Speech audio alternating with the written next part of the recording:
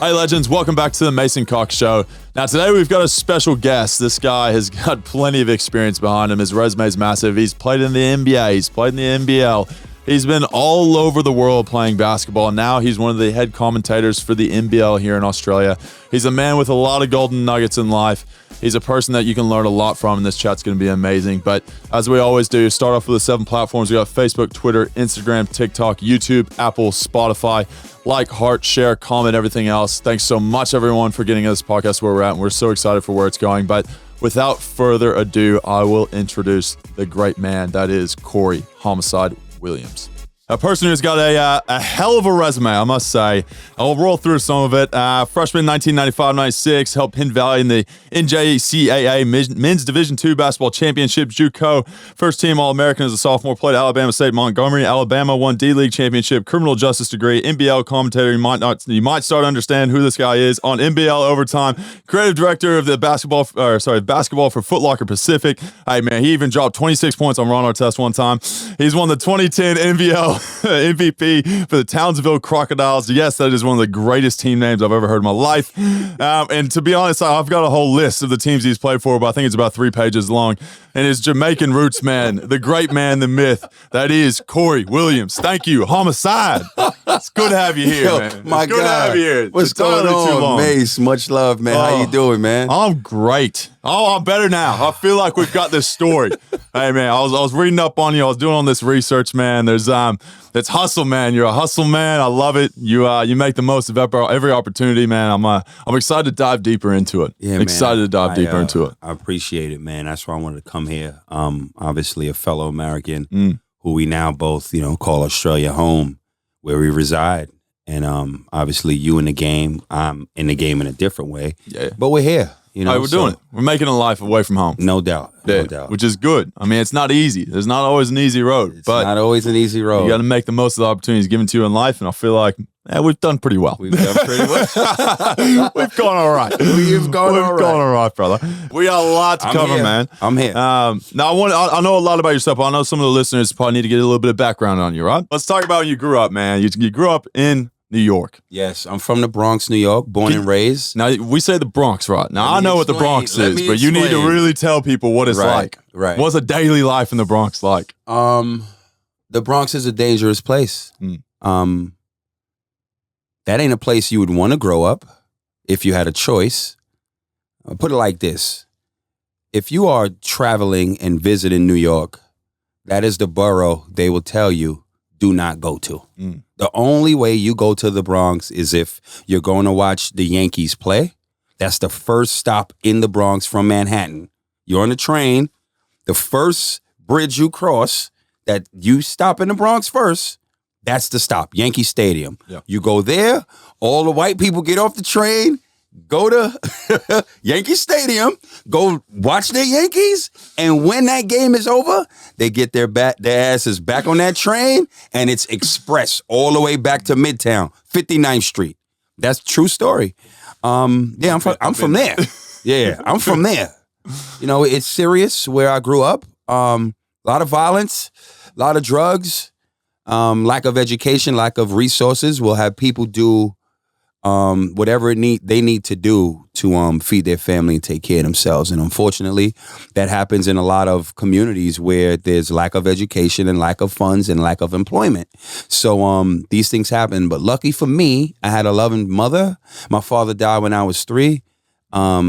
She pushed education hard, and accountability gave us responsibility. We knew if we messed up, we getting our asses beat when we got home. So between her disciplining her 2 sons and her daughter, I also fell in love with basketball. So basketball saved my life. A lot of young athletes, boys and girls, when you come from certain communities, you need direction at a young age. You need discipline at a young age.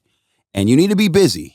That's why it's important, whether you come from a tough community or not, if you have children, keep them busy, because idle time is the devil. The less time you have to be sitting on your behind thinking of other nonsense to do, the better off you'll be. So with all of that said, just all of you out there that's listening, If you have children, put them in sports. Keep them busy. Because again, if you are, my daily regimen was wake up, school, study hall after school, practice, go home, shower, eat, sleep. So I had no time to really be hanging out in the hood, getting in any trouble. A lot of my friends didn't play sport, so they had idle time. A lot of them got in trouble. So I'm telling you, sports and basketball specifically saved my life. Now, your mom was a nurse? My mother was a nurse. God bless the dead. My mother died 4 years ago. My pride and joy, my buddy. God bless her. Cancer, man. Listen, man. Cancer's no joke. You know, I'm very proud that, you know, the things that I was able to do for her. And she's traveled the world. She saw her son play multiple countries. And she saw her son transition to life after the game. So she's resting in heaven, proud of all her children. She'd be hella proud of you. No doubt. Hella proud of you. Now, no doubt. She's been with me with streetball battles. You know what I mean? In the parks. Shit's real. Backing you up? Listen, this story is not like the typical story. This is real. Yeah, we used to be in those playgrounds together. It was real. So what was it like? I mean, you got a single mother. Yep. Growing up. You got two brothers? One brother, one sister. One brother, one sister. Yeah. Now, what was it like on a daily? Like, you were allowed to leave the house. I mean, we talk about, you know, being a very, a place you don't want to be out at night. Yeah. You know, like, what was it? In the day. In the day. Were you allowed? Like, what was the life like for you? What was the rules around the house living in that kind of place? My father died when I was 3. So my mother, a young mother raising in school still, in college, raising her 2 sons. And it was a very rough environment. I mean, like, it could have gone either way, man. Yeah.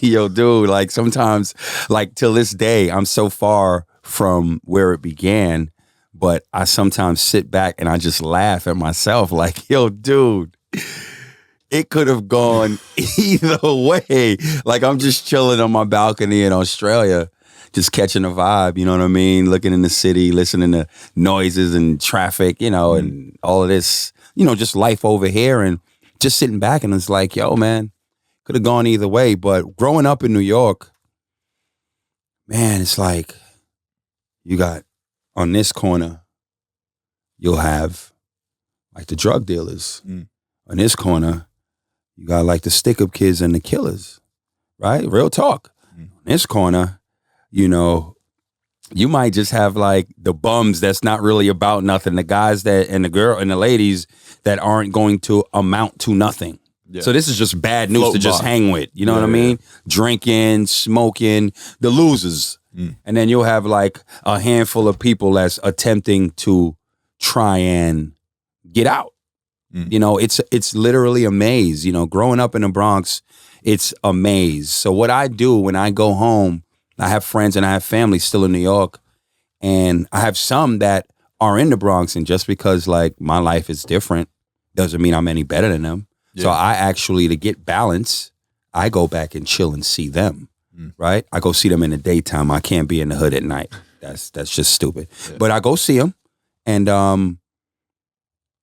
I just sit back in amazement and just say to myself, like, dude, like, you couldn't script where you are today based off where it began, because those odds to be where I'm at today based off of where it began, there's no betting line on that, because it just doesn't happen. Just doesn't happen. So it was tough. Just know, man, like it's tough. Basketball saved me because of the fact that I represent my neighborhood with sport.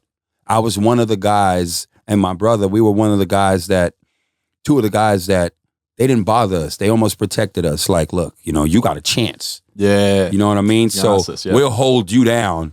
Just don't be caught up. You know what time at what time of the night you don't need to be out here because of what goes on.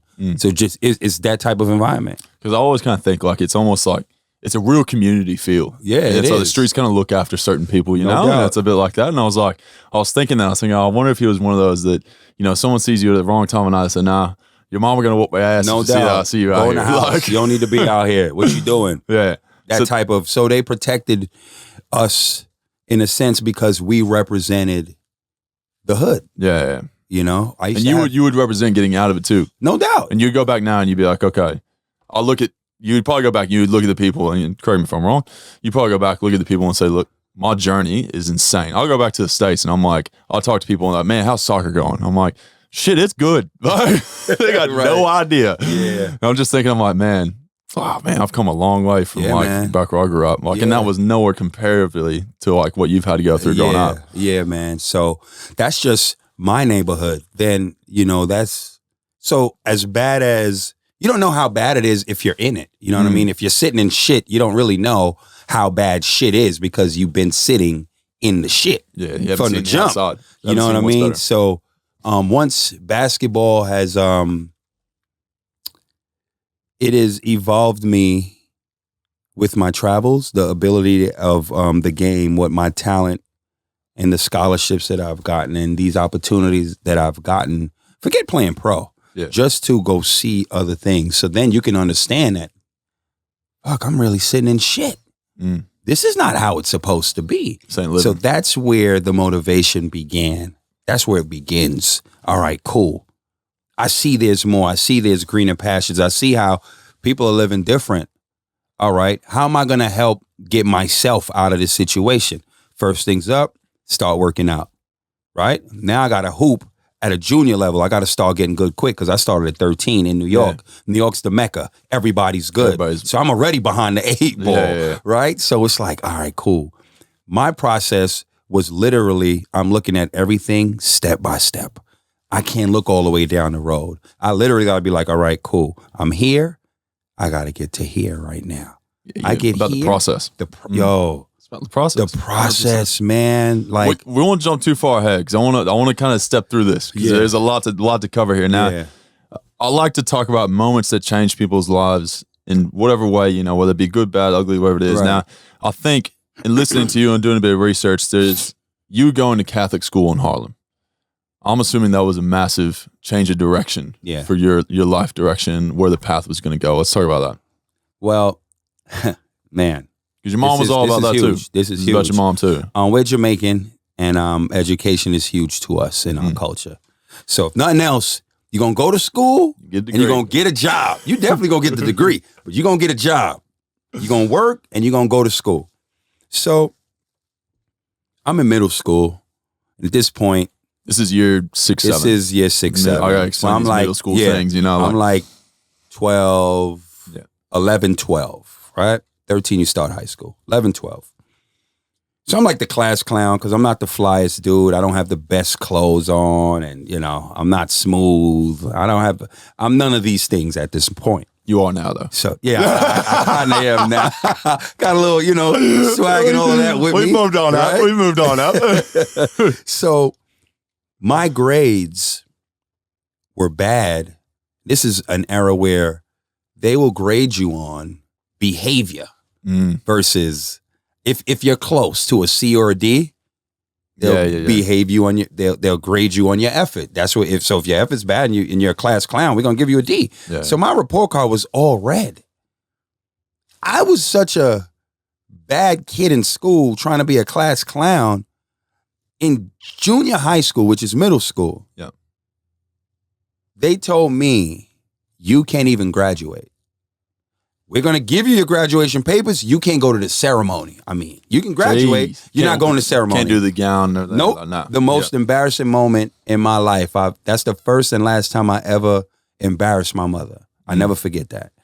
And I didn't get accepted to the schools in high school that I applied to. How could I? My grades didn't reflect or warranted me getting into these schools. So the only school I was able to get into was the zone school, which is your local high school. That's where all the killers, everyone bums, go to, losers go to. So what what route am I going if I go to that school? I'll be one of those. 100%. I would have been one of those. Yeah. My mother said, so there was a school that I actually got accepted to in the village, Washington Irving High School. We get online we go to orientation. I'm a kid from the Bronx. Now I go to the village, right? I'm online for orientation. It might have been about 15 people in front of us. 10 of them were girls. I said, Oh man, You excited now? This. My mother said, "Oh, you think so? Let's go." We leave. I don't even get my school ID. I'm like, "Where we going?" She said, "Let's go." The next day, we go to Harlem, infamous Harlem. Yeah.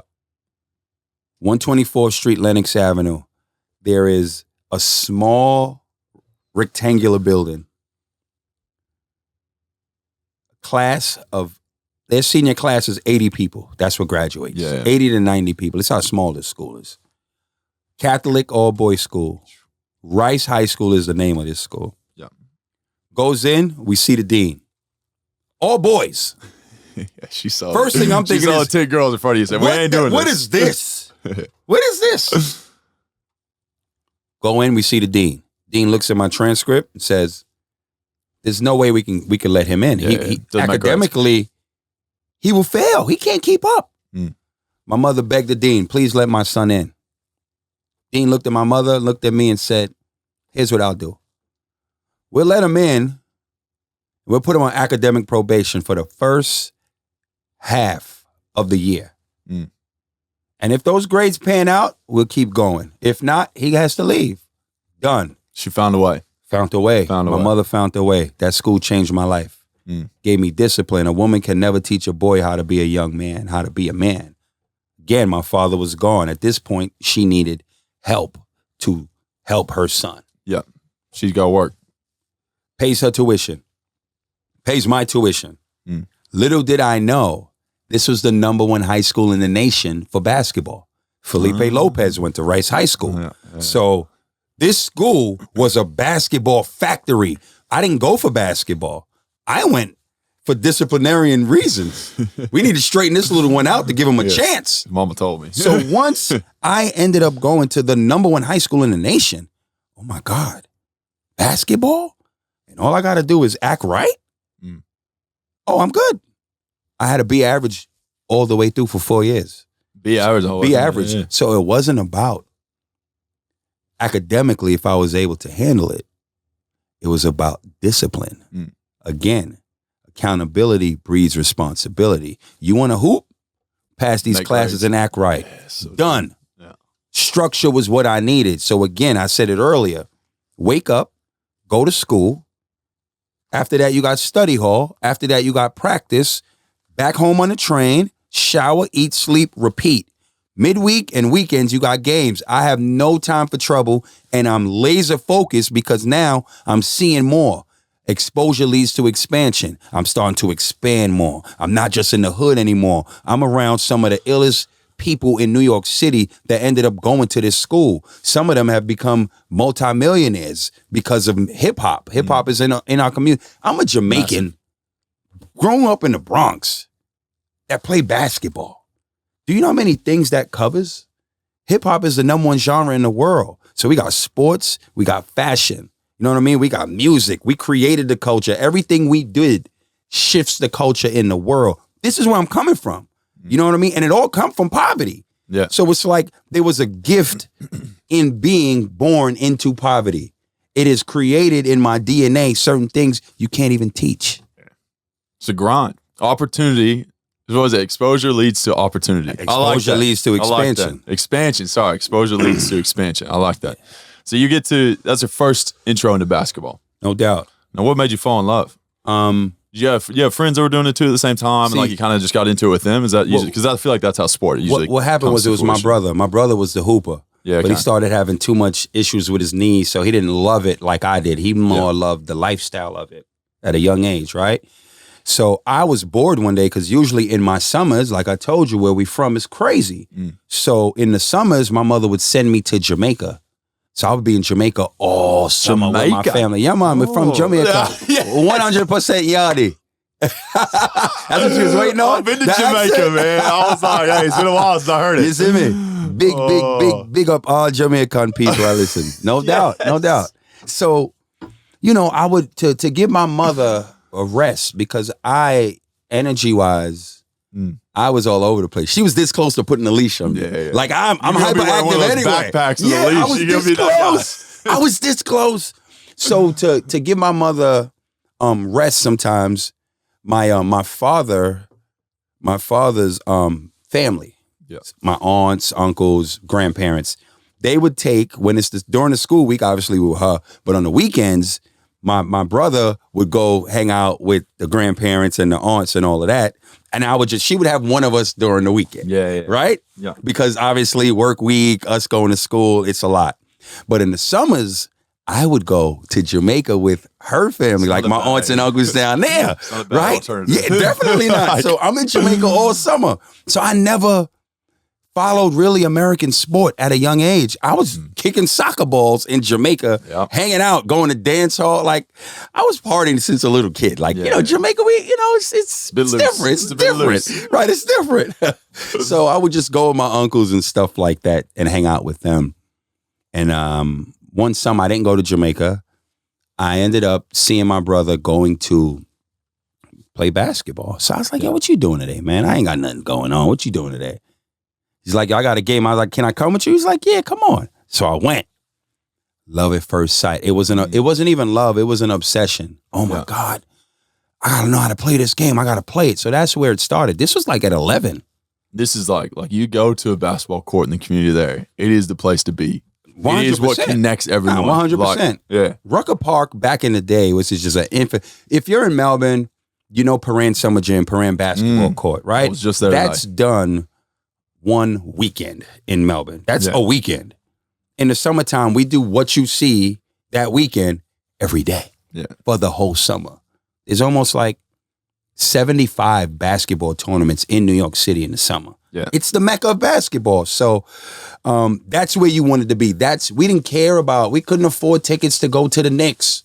So street ball that was our NBA. It's your entertainment. That was the entertainment. You know what I mean? Then on the side of that, you got the DJs playing music. You got people out there breakdancing. It's the culture. That's what we grew up, and this is what we created in the hood. That was our entertainment. I love it. What's the weirdest thing you've seen? This is going off track, but what's the weirdest thing you've seen in one of those basketball courts?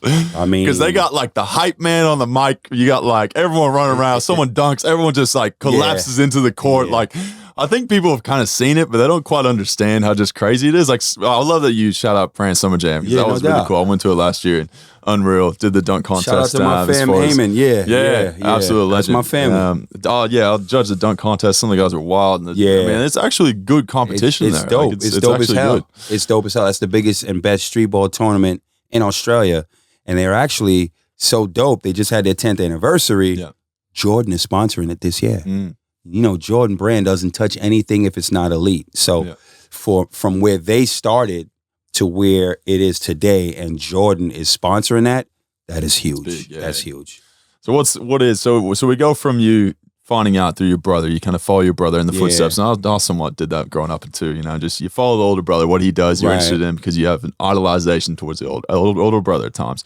Now how do you get into this whole NJCAA Men's Division II Basketball Championship? So, because this is 95, 96. Right. So I ended up going to Rice High School, 91, graduated 95. At this point, did you have people looking at you?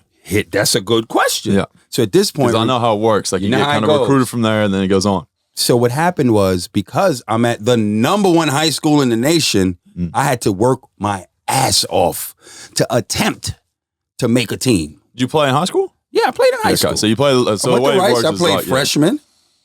Then I played JV, junior varsity.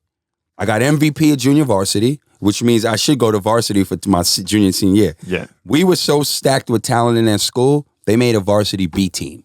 Varsity B team. Who does that? That's how much talent there was at that school. So I ended up my junior year playing varsity B. Yeah. Right? They win city and state. Felipe Lopez, he has the ESPN 30 for 30, the Dominican Dream. He was LeBron before LeBron in high school. Go check it out.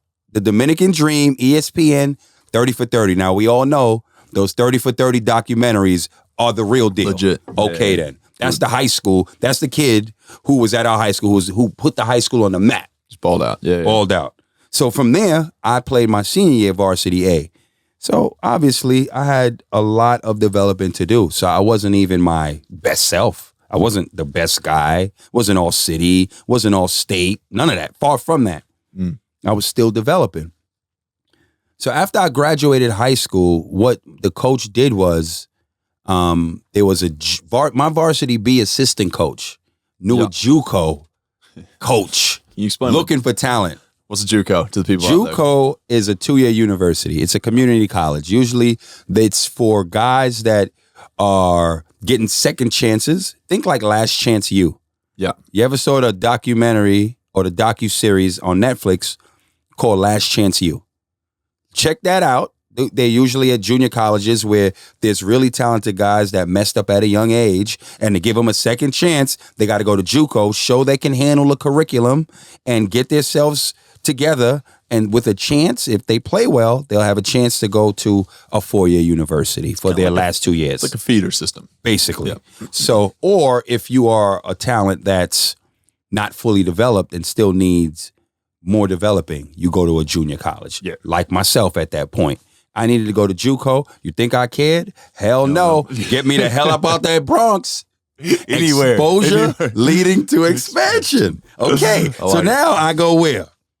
Kansas City, Missouri. Kansas City. I go to junior college, year one. Kansas City from the Bronx? Dude, come on, man. Mace. Okay. The day you would have rocked up there going, yo, what? This is Kansas. This is a city? Exactly. Hey, no disrespect to Kansas City. We love Kansas City. Right. But and if you're comparing that, yeah, you comparing that to the Bronx, that is literally the opposite end of the spectrum. Yo, just to have that opportunity for a school to send me a ticket to go visit. That was incredible in itself. I'm like, yo, man, like I'm really gonna go see a school. They want me to, they're interested in signing me to go to the school. My mind was already made up. I don't care what it looks like. I'm out of here. I'm taking it. First ticket out. It just needs to start. The process needs to start. So I agreed. I signed my letter of intent right there. Did you have to train or anything with them? Yeah, I played and all of that. Yep. A couple of the recruits that came from all over America that went, we all played different positions. I'm like, where do I sign? Best there?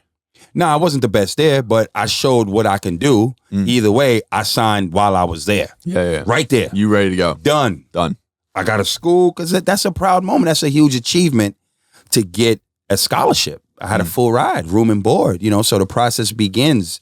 Went home, told my mother, signed. She said, I graduated high school. Yeah. And went to the ceremony. Yeah, he got an invite. I got the invite. And threw the cap in the air. I threw the cap in the air. Love that. And the journey began. Yeah. Off to Kansas City, Missouri. Mom would have been super proud. Super proud. Yeah. So year one, we win the championship. We were stacked. And at Juco, here's the funny story. See, in junior college, there's really no age limit to players. Yo, dude, the like guy, a 40-year-old or dude, something? The guy I was playing behind, I'm 18. The dude was 27. I'll give this a shot. That's my OG. Yo, 27. 27. For those out there, 23 is when you graduate. 27 is old man status. Like 27 is like you should have a legit job, settled down with a family by now. What are you doing starting ball at Juco? Yo, dude. So I'm like, so you go in there going, I'm like, yo, fresh meat. Just like we end up winning the chip though. I literally got no burn. I got little to no playing time.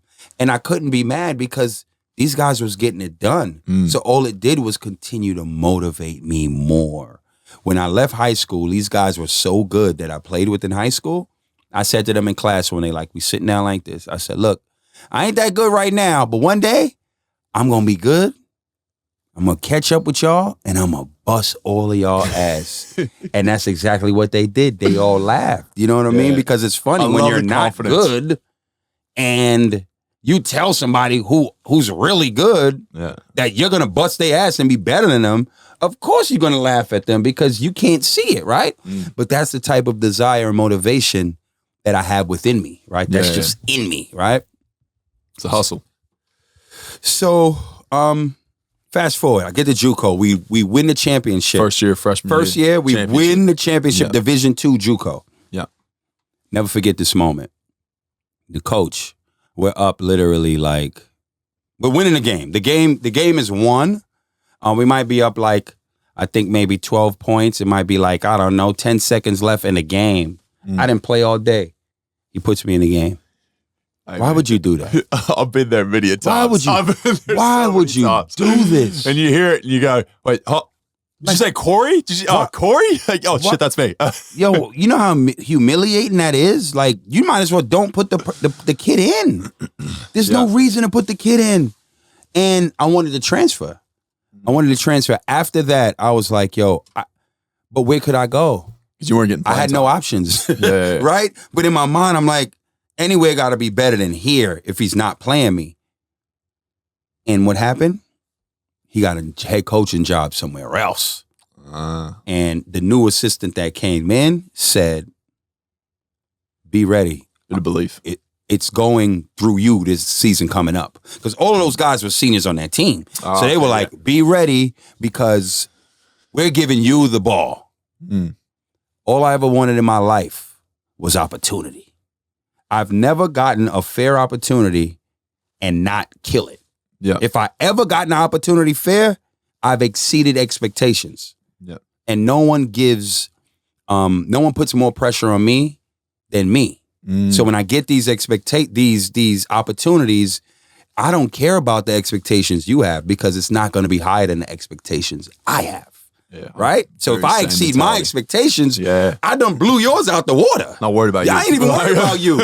You know, so when I got that opportunity at Juco, a sophomore year, that year I wrote a list down because this is what I do. I write down my goals. Yeah, break it down. I said, I'm going to win the championship.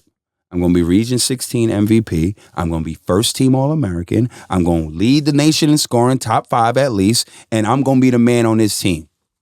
And I achieved all of those things, and we lost year 2 at the buzzer in the championship. Oh, that's crushing. I hit every target, and I had several offers, and I went to a HBCU because that's where I wanted to go to. I went to Alabama State, Montgomery, and I graduated. I had my associate's degree in arts, and my favorite class was Art History 101 and 102. I loved art, just learning about art, and I failed it the first time, and I enjoyed retaking it. Really? That was my favorite class. Loved it. In Juco. Do you reckon this is why you're such a fashionable fella? I don't know, man. I think it's just the New York, like really, man, like there's a lot of pressure growing up in New York. It's the fashion capital of the world. And you can't leave your house out. You can't leave outside your house without like looking cool. Yeah. Or else they'll crack jokes on you. Yeah, okay. You know what I mean? And it's an expression and it's a form of extension of your personality before you talk. You know what I mean? Your style introduces you before you even talk. Style introduces you. I like 100%. I don't like, as much as I like talking, I don't like talking too much. I'd rather let the swag do the talk. Hey, it's the Cartier glasses I'm looking at right now, my bros. I want to ask you something about your youth before we get into the basketball side of things. We're going to talk about Rucker and everything else. But now, your born name was Carey. Carey. Yep. And you my changed government it to Corey. name. Let me tell you what happened. So my government name is Carey because there's a lot of Jamaicans. Yeah. My government. I'm still to this day. Yeah. I've never officially changed. I would never officially change it. But what happened was, as a Jamaican, we said Carey. But in America, they'll be like Carey. I'm like, yo. It's like Carey. So I'm in school. I'm like, yo, my name is Carey. They like, teacher, Carey Williams. I'm like, yo, my name is Carey. How many times can you correct everybody? It's just like, yo, all right, man. My name is Carey. So this is kindergarten. Sex and the City would have came out. You would have been like, nah, this ain't good. This ain't it. So from kindergarten all the way, from 5 years old, all the way to middle school. When does middle school start? 11. 11, yeah. 11 and 13, right? So 5 to 10. Yeah. Carry. They tease me. My ball, you carried. Carry my bag. You know, kids are mean, man. Kids are mean. Teenage years. So then I get to middle school, grade 11 through 13, right? I'm sorry, age 11 to 13. Yeah. The first day, teachers doing attendance. Carey Williams, I said, there's been a mistake. It's Corey. Changed the A to a O. It's been Corey ever since. You reinvented yourself the day you got there. You were prepped, ready to go. We're not doing this shit again. Nah. We are stopping this. New people in this room that don't know who I was before. We're going to fix this shit before it starts. Fixing this shit now. Oh, far out. Yeah. So from then on, Corey. Just Corey. It's been Corey. Love that. Yeah. Word. Only person that knew, let me tell you, you want to hear a funny story? Yeah, hit it. So let me tell you, so back when Bogut was playing in the league, yeah. So Bogut one day, we were having, because Bogut and I used to go back and forth some, right? Yeah, he likes to be a bit controversial. Just a little, you know. Bogut gonna tell you what he feel. I respect That's it. straight, and I respect it, as I'm gonna tell you. Yeah, so exactly. I just feel in the space that I'm in, like any other commentator, if you have an opinion and you're going to talk about it, you better be able to take it. So, it's all good. So we're at NBL Awards night. Yeah. So I see him. I'm like, "What's up, big fella?" He was like, "How you doing, Carrie?" Get oh, stuff. shit. Oh, he's done his research. He knows. He's done his research. I said he knows. I was like, fuck this. I got to go on the front You foot gotta here. find something on him. You gotta go do some research on his ass now. I said, oh, shit. So when he said it, I kind of played it like, have a good night. Walked off. I was like, fuck, I got to get on the front foot of this. I can't have Bogut say it. Shit. So then I think the next day, I had to do NBL overtime, I think, the next day. Oh, okay, yeah. So I just pulled it up there. Where I was like, yeah, man, I want to tell you guys something, man. I'm going to tell y'all a story. And I brought up like an old story about my name. So at least so you're on the front foot. Hey, now you're back in first place. Now you're back in first. How the fuck did Bogut know this? Oh, Too my funny. gosh. So he did his research. Yeah, he did his research. Far out. I would be gobsmacked if someone did that. I was just like, oh, shit. Bogut, man. Bogut's good, man. Bogut's good. Yeah. I wish him the best. He got a podcast happening too. He's doing a lot, man. He's doing a lot. Yeah. Now you graduate. So we're going to Alabama State now. Yep. We've kind of diverged a bit. We're going to Alabama State now. Tell me about this. So you get into is D1. Division I. I wanted to go to Historical Black College University, HBCU. Yeah. And can you tell people a bit like that? Because I don't think people understand kind of the history behind it a bit. So what a HBCU is back in the day, a long time ago, when obviously civil rights movement was happening and there was a lot of segregation in America, blacks, African Americans could not go to schools where it was predominantly white schools. So what we did was make up our own colleges and universities, and it was historically black colleges and universities, and real rich in culture and history, and a lot of our grandparents and great-grandparents went there. Now, I kind of think about this. A lot of people have seen the movie Remember the Titans. Uh-huh. Now, I want to say that was Alabama. There was I want to say Alabama. So you talk about that one, that. But I went to Alabama State. Yeah, I agree. It's the same area, right? Oh, so there's a lot of history here with the civil rights and everything else. The civil rights movement was in Montgomery, Alabama. But why I went to an HBCU is because Bill Cosby had produced a show called The Cosby Show, where it portrayed the black American family in a positive way. Because back in those days, there wasn't any positive portrayal of the black family on television. Yeah. All we saw was a show called Good Times, and they were living in the projects, and it was all bad, right? It was a negative depiction of a loving African-American family. So what Bill Cosby did was flip it. He was a doctor on the show. His wife was a successful lawyer, and his kids all were incredible young kids, right? Then they lived a fruitful life in Brooklyn, living in a very, very nice brownstone. So again, it made you see a positive black family on television doing incredible things, role models. So then the spinoff to that show was a different world, where his alma mater is Howard University, which is basically like the best HBCU in America, right? Yeah. As far as it's pretty much like it would be like the Harvard or Yale of African American universities, HBCUs. So Grambling State's one of them, and a few Grambling, others, is that right? Yep. Yeah. There's a lot of HBCUs, but Howard is like Jordan just sponsored Howard. Yeah, okay. So that lets you know how elite you they chunk are. Jordan anything. Yeah. You legit. Yeah. So because of this TV series where they were showing the African American college experience, I was like, wow, all black college? Man, this thing looks beautiful. So I always wanted to go to an HBCU. And they did a poll many, many years ago why students ended up going to HBCUs. And a lot of them was because of the show Bill Cosby put out. So it just had a positive, a massive positive influence. So I wanted to go there and play basketball, and I had the opportunity to, so I took it.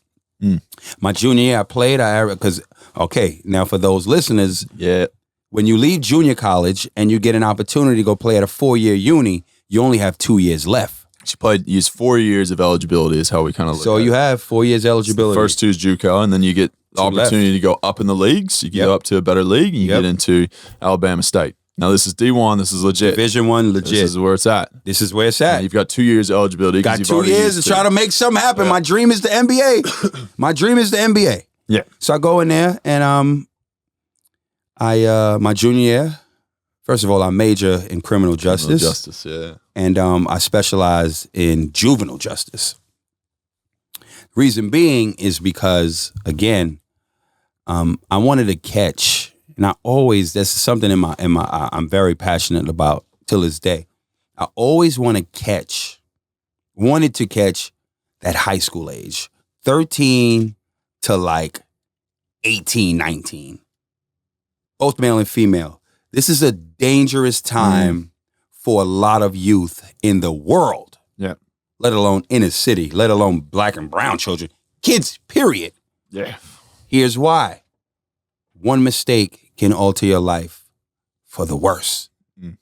One mistake. So my whole thing was, if I can come from where I come from and have become whatever I've morphed into, right? At that moment, I should be able to go into any community, regardless if it's mine or not, and talk to these kids because of my real life experiences based off of the past. They instantly will be able to relate to me. Yeah. You understand? So that's why I specialized in juvenile justice. And okay, I just wanted to explain that. 100%. Right? I think it's important people to know that, because you weren't just going for basketball. Your mama wanted to promote education. You want to get that degree. 100%. My mother told me, I said, "Ma, I want to play pro." She said, "Look, son, do whatever you want. Just make sure you get that degree." I said, "Done." Smart. So junior year, I averaged 16. Now, the way I looked at it was, this is not a big university, so for me to really get a shot, I got to average 20. Kill it. Yeah. I got to average 20. If I average 20 a game, I got a chance somewhere. Hopefully an agent would be able to see some potential and get me a shot somehow. Bring me into like those spring combine camps and let me just go from there. This is how I'm thinking. Senior year comes. Last year of eligibility. Last year. Senior, this is it. I averaged 16. So 2 more buckets, I'm at a dub. I'm at 20. Yeah. Now, you know, with them small schools, what we start doing first, we start playing against the Oklahoma State, Oklahoma State, Oklahoma States of the world, right? So what y'all do to those small schools? Y'all beat us by 40 and 50. Boys like me are playing in those games. Yeah, man. So it's like, I can't even make a basket around this guy. You know what I mean? So it's like we getting smacked. Favorite game. Alabama smacked us. Of course. Just beat up on the little guys. So we lost literally. Of course, we lost all of those games. Those are non-conference. Those are non-conference, right? Yeah. So we lose. Obviously, we lose all 5 of them, 6 of them. We getting smacked. Because like universities like Oklahoma State would pay you to come beat us at our home ground. Right. Play exactly. Yeah. Exactly. Get so the it's rust a financial off, thing. 100%. So with all of that, the coach says, "Man, we ain't gonna do shit this year. I might as well get the young guys ready." Oof. He pretty much splits time with the freshmen and sophomores. Yeah, kind of. I go from 16 a game, I didn't average 10. My senior year is done. That's it. Dream is done. Where's your mind at this point? Dream is done. I'm just like, man, I'm still going to make it. It's just not this way. It's going to be harder. It's going to be definitely harder. I don't know how I'm going to make it, but I'm going to make it. Here's what happens. I'm in the dorm one day. I never forget. I'm on the couch, and I'm on the bed reading Slam magazine. Slam is the Bible. Yeah. Streetball, okay? Talking about guys getting opportunities from the playground to go to college where there's, so much talent, guys that NBA players play in these parks. I'm like, well, I guess I got to go to the NBA. I got to go kill streetball and get a shot to the NBA. Swear to God. How naive was I to actually believe that's all I had to do? Yeah. No one's never done that before. Here's the wild thing. How many teams in the NBA? 4. 30-something? 30. How many players on each team? 15? 15. 15 times 30, 450. 450 players active in the NBA. Suit it up. Let's do a little math. I love this. Cut the 450 in half. That's 225. Yeah. That's your top 8 rotation. Your top 8. Yeah. Right? Guys are getting games, minutes. Top 8. No matter what. Yeah. 225 left. Cut that in half. What's 112? 112 and a half. Right? That's the next generation that's going to jump into this 225. So that's like the stars coming next. Because the top 8, those are like the stars. They set. Right? But some of those guys are on their way out. So that 112 and a half is jumping in there. Right? Out of that 112 and a half left, you cut that in half. 56. Right? That's the draft class that just came in. 56 left. Right? Out of that 56, how many billion people playing this game? How many people in the world? Billions. Playing. 7 to 8 billion right? people. The world is big. The game now is what? Not domestic no more. It's foreign. Yeah. Right? It's international. Which means, again, people everywhere want to get into that 56. College kids don't even know those numbers. You don't even know what you fucking up against. Let alone a guy thinking he's going to just be in the dome talking about getting in from street ball. Yeah. No one's never done that. It's I mean, that's not even trailblazer. Dude, you can't even fathom that. That's not even an angle. This is not to the world. This is garbage basketball. This is not organized. There's no structure. There's no coach. Where are these guys from? You understand? This is not a credible source to go find talent. You understand? Yeah. This is where I got to try to begin from. You got to dominate that to even be looked at. You're not even going to get a look because it never happens. Yeah. I got to figure this shit out from the park. Graduate college, back to New York. Oh. That's where it begins. And it starts where? In the playground. So here's what I had to do. Yeah. Again. So you're back with mom now? I'm back home. Back home, Mom. First summer home. And you go, shit, I need to sort this out. Because I'm not coming back in this house. Yeah. Were you one of those people who was like, I'm going to sort some shit out. I'm not going to live here for the rest of my life. I'm not going to live here. I'm going to find a way. No matter what, I'm going to find a way. I done seen more. I saw more. Went to college. You know what I mean? I started from the Bronx. Went to Kansas City. You don't want to take a step back. I'm not going back to the hood. I went back to Kansas. I went to Kansas City. Then I went to Alabama, right? So I got New York, East Coast. Then I went to the Midwest, Kansas City, Missouri. Then I went down south to Alabama, right? Now I'm back up top to New York, okay? Summertime. I'm way more developed than I was when I left high school. You've had 4 years in the gym, proper training, proper games. Focus. Discipline. In the weight room with a death wish list. If your name is on that list, I have to kill you. I have no choice. Yeah. I got no choice. This is it. You ever play against somebody that got no choice? Move the fuck out their way. Yes. Move out their way. So I was on that kind of mission, right? Get to the park. I got a list of names. They don't know I'm coming for them. They number one. These are the best guys that play the point guard, shooting guard, the wing position, right? The top on the wing, on the perimeter. These are the guys I'm going for and I'm looking for. I don't want to go up the ranks. That's going to take too long. Yep. I want to go for the top guys. I cut your fucking head off. Everybody else fall into play. My first game playing street ball. My name was Homicide. Talk about cutting people's head off. That makes sense. My second game. First game I had 40-something. Nobody knew me. And the guys that knew me, they're like, that's Corey from Rice, which means what? I wasn't good back then. Remember what I told them in class? I'm going to get good, and I'm going to come back and I'm going to bust your ass. They laughed. Never forgot. Till this day, I don't. Let's see what's up now. Because now it's even. You know why? Ain't no coach sweating you, giving you all the minutes. And at that time, he needed to. Shit's even now. Now let's see what the fuck you about. That's that Homicide shit. Let's see what's up. Second game, 38. They dropped the C. It's been Homicide since. That's summer 2000. 23 years, I still had that name. That shit still reign fucking supreme.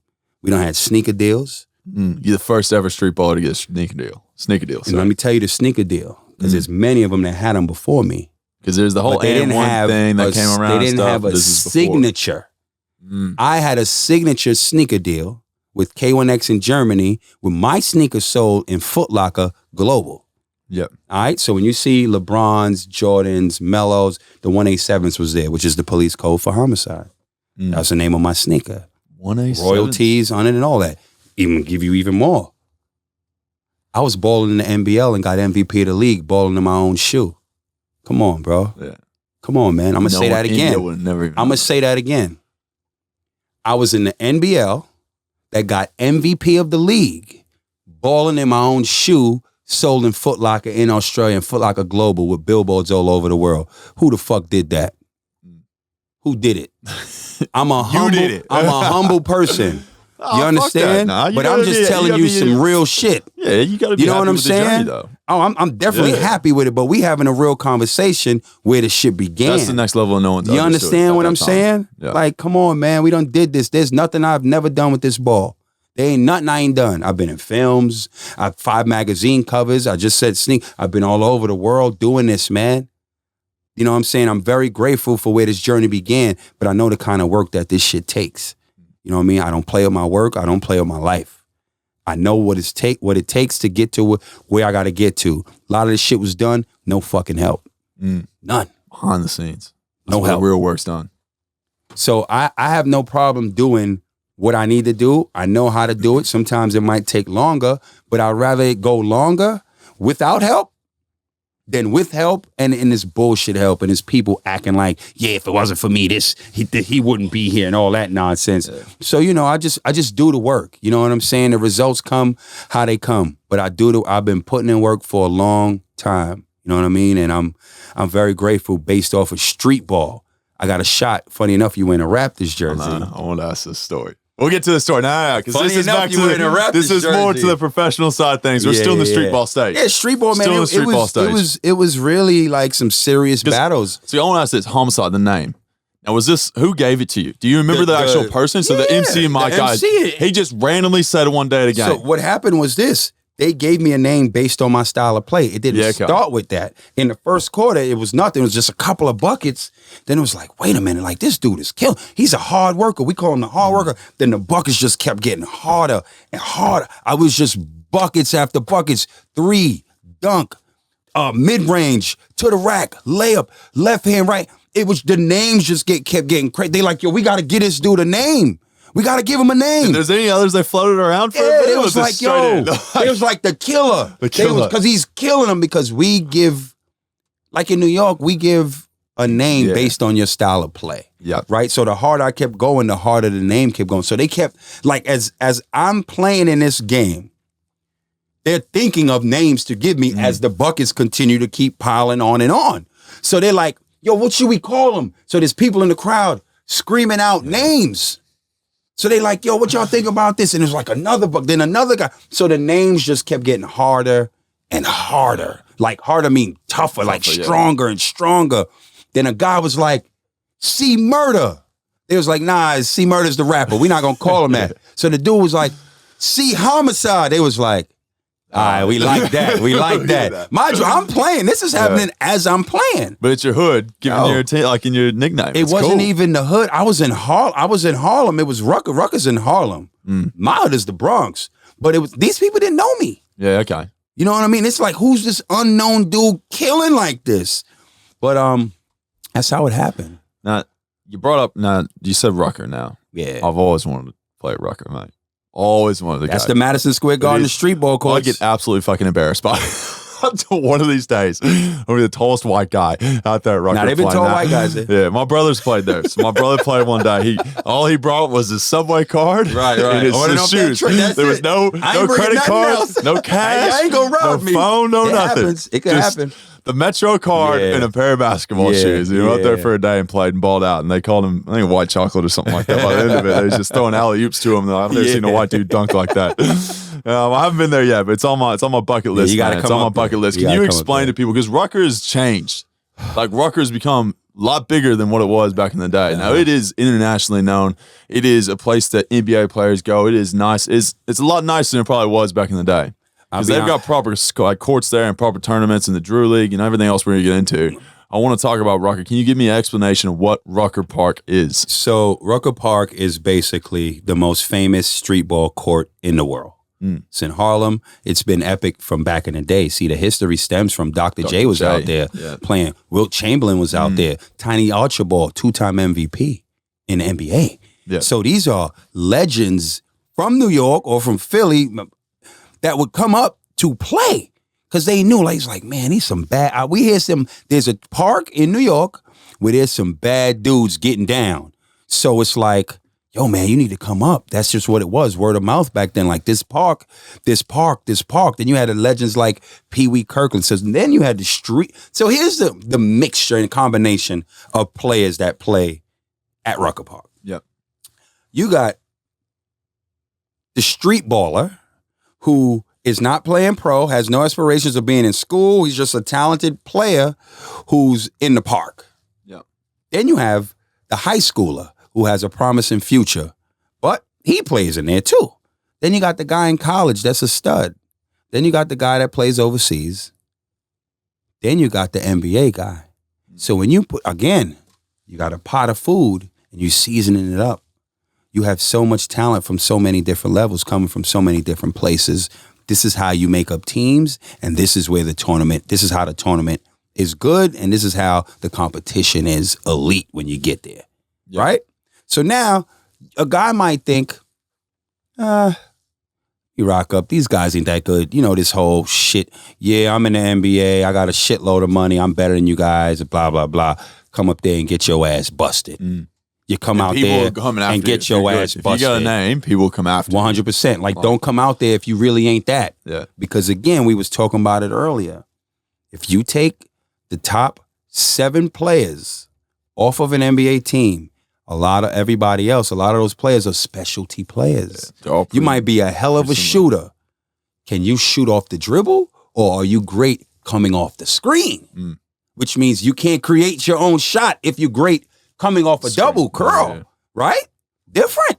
So can I put him in an unstructured environment, and can he get busy? Yeah. Probably not. Nah, he needs a team. That shit ain't for everybody. Yep. You know what I mean? So the playground basketball, it's art. That's what it is. It's poetry in motion. That's where you really express yourself. When guy got handles, behind the back spin move, a guy who's super athletic. You know what I mean? It's more free flowing. It's a little organized. It's a little structured. It is more free flowing, and it's freestyle play. So that's what makes it beautiful. It's not. You're not running. Not horns. running. You're not running horns. Going. Yeah, you ain't doing that. Boys, nah. Come on. Give me the double screens. And the crowd will let you know, like, yo, we ain't come to see that shit, man. Fuck out of here. They'll tell you. So then you have the crowd atmosphere that brings it to a whole nother level, and they're right on top of the court. So you're going to get an NBA feel, not in an NBA arena. That's the best feel you're going to get in the summertime.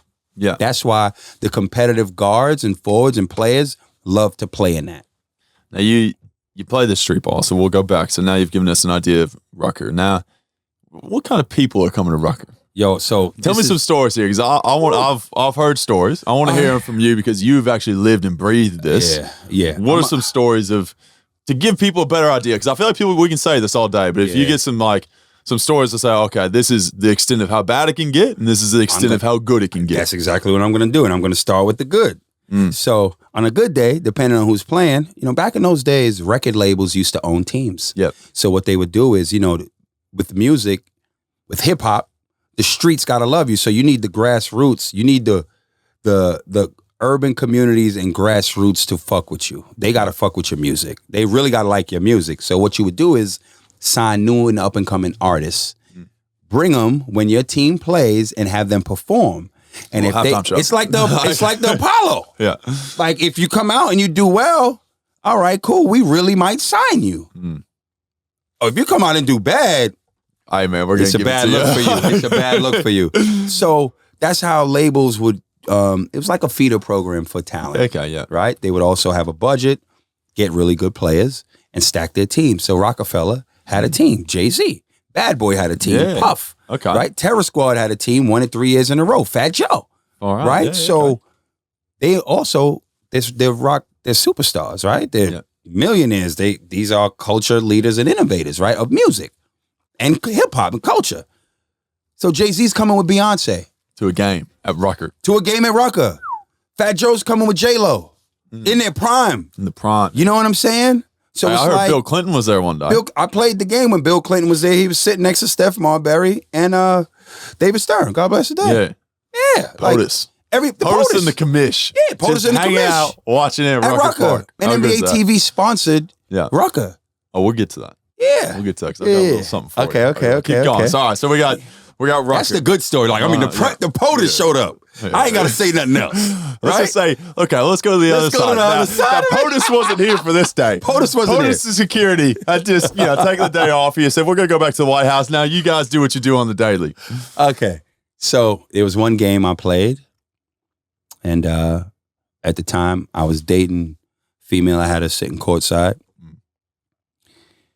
And we were playing. I played for the home team, which was the Polo Grounds, the big project, tall building. So you don't want no problems with our team. Any record label? Don Diva Magazine, one of the biggest. Shout out. Yeah. Don Diva. Don Diva Magazine. That's like the street Bible. Yeah, okay. So you don't want no problems with that team. We the home team. And the commission houses is right there. So at our game, we easily got like 150 people in the crowd. You don't want no problems with that team. Just come and play ball. You good. You'll leave in one piece. Yeah. We played a team that was from Westchester. So Westchester has a chip on their shoulder because in New York City, we don't really respect Westchester because you have the Bronx, Brooklyn, Manhattan, Queens, Staten Island. Yeah. That's the 5 boroughs that make up New York City. Westchester, Yonkers, outside of the Locks and DMX, we don't really respect them because that doesn't count to us as New York City. So we look at you like corny. You know what I mean? Like, you're not part of the crew. Yeah, you ain't down. You corny. So they came deep. Maybe like 40, 50 people. Right? Yeah, okay. Cool. So now in the crowd, you got guys drinking. Guys might be smoking. And marijuana is legal in America. So, they smoking or whatever. And it's a different type of environment, right? Trash talking ensues. This game is a good game. It's a hype game. So there's some serious trash talking going on between the home team's crowd, fans, and their fans. Yeah. Something happens. I'm just subbing out of the game. So you're playing. I'm on the court. I'm on the court. I tell the woman I was with, I was like, yo, grab your bag. We out. It's about to go down. You could feel it. There's a certain the energy. Something's about to happen. I have a third eye and a sixth sense. I can feel it. And I never go against my third eye feeling and my sixth sense. And I never ever go. I don't second guess it. I grab her. I'm like, yo, come on, we out. They start fighting. It was like maybe 2-on-2. Then the fight went to like 8-on-4. Then it was like 12-on-50. Yo, there's 3 exits to get out of Rucker. Yeah. 1 exit was closed off anyway, so it's mainly 2 exits now. I grab her. We start running that way. The whole crowd start going that way. I'm like, I gotta get her out of here. We start going back that way. The whole crowd start going that way. We start going this way. Again, everybody's going this way because the fight is getting bigger and bigger and bigger. Man, by the time they went that way, we went this way. As soon as we got out those gates, you just start hearing gunshots. A couple of my teammates got shot. Jesus. They wasn't shooting at them, but the bunch of people shooting, they're just shooting blindly, trying to hit whoever they was trying to hit. That's the other side of the park. How often do you think that happens? Not a lot. Not a lot. Nah, because now with these parks, there's too much money on the line. Yeah. So they beef up security heavy. So after that had happened, Nate Robinson was there. Yeah. Okay. He was there. After that incident, nothing like that has ever happened again. Now you talk about a bit of money on the line. Now I had a little assistant coach. I won't say names here. He loved the place a little bit. I've got a feeling, we'll talk about his name after, but I have a feeling he might have been in one of these games. He liked to throw down a bit. He liked to put money on the line. Was there a lot of that going on? There was definitely a lot of those side bets. Side bets, live There's a lot of live side bets, like cash on the... Like, look, man, these environments aren't easy environment. Again, it's no different than like where I grew up. It's just, it wasn't specifically these tournaments were in my hood. They were in different hoods. Yeah. And there's hoods way worse than my hood. And, guys that, threaten you. Be like, listen here, B, it's 50 grand on this game. Yeah. Stop playing around and win this game. Straight up in our timeouts coming in. Money really on the line. Like, you don't want to lose. Like, these games are serious. Yeah. Serious, man. So just go out there and handle your business. And if you're supposed to win, you win. Straight up. So I've never been on the bad end of one of those. That's good. Yeah. It's like the 30 for 30. There's the one about the referee and taking bribes and everything else and bets and all that. That guy is kind of crazy, eh? Oh, my goodness. That was wild. Well, I'll ask you this. So we'll keep going on the street books. I want to ask you, and one tour. Now, I know you got a bit of animosity towards the N1 tour. I do. I've seen a few videos of you. I do. Not big on it. I'm not big on it at all. And I'll tell you why. Go ahead, yeah. I didn't want to take the street ball route to attempt to jumpstart a career that didn't even exist. That was the only choice that I had. And unless you are really and truly from that type of culture, you get how you won't understand that there's really talent. There's talent there, right? If you're not from that, what N1 did was market themselves as the best street ball players in the world. Incredible marketing plan. That's why the tour was incredible, because guys are like, oh, they think they the best. We want to play against them. So when they would go to that city, guys would do the open run and play against them, and they're doing moves that aren't even legal. So when you got a guy whose name Homicide, street ball legend, how does the masses look at a guy like me without even seeing me? I must be one of them. Yeah, so okay. I would get looked. I wouldn't get looks because they'd be like, Homicide, he's an N1 guy. Because N1, look, again, the business model of what they did was incredible. They had it. They had it. But it left a bad taste in my mouth. And a bunch of my friends, all my basketball, street ball brothers, a lot of them played N1. Like, I know them all. Yeah. So it was very difficult for me because I had to defend myself. Man, bro, I'm trying to make it to the NBA. Because they all were known. You talk about like Professor Hot Sauce, Helicopter. We talk about these people who are like, they're known because of the nickname, but legally, a lot of the stuff they were doing, they didn't care. They just wanted to entertain entertain the crowd. That's what they were there for. What they were, and I love them all. Trust me, I love them all. But they were Globetrotters. They're like street ball Harlem Globetrotters. That's a great way to put it. Versus a real hooper. Some of them could hoop, but that role they were playing, that's Globetrotters. Yeah. So you were known for being a Globetrotter, right? It's like WWE and a real wrestler. It's like, dude, I'm a real wrestler. But you put me with WWE like that.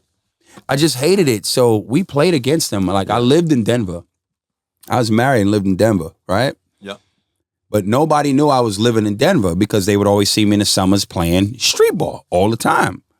So whenever I would come from playing overseas, I go to Denver, but then teams would fly me in to play tournaments. Yeah, okay. I would fly into New York. I would play my games at Rucker. I would play my games at Dykeman. So like, back in those days, they would pay you. They would take care of everything and pay you when you get there. Like if you were an elite street baller, you can make some good money in the summer. Mm. So, and one came to Denver. So my guy, because the opposition coach, they would always have to get a team from that city, the city they went to.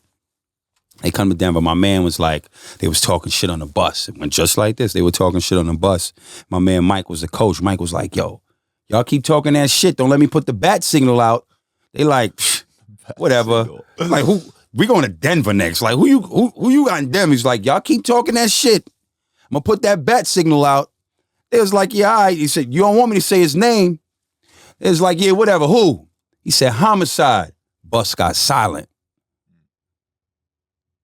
He's like, yeah, that's what I thought.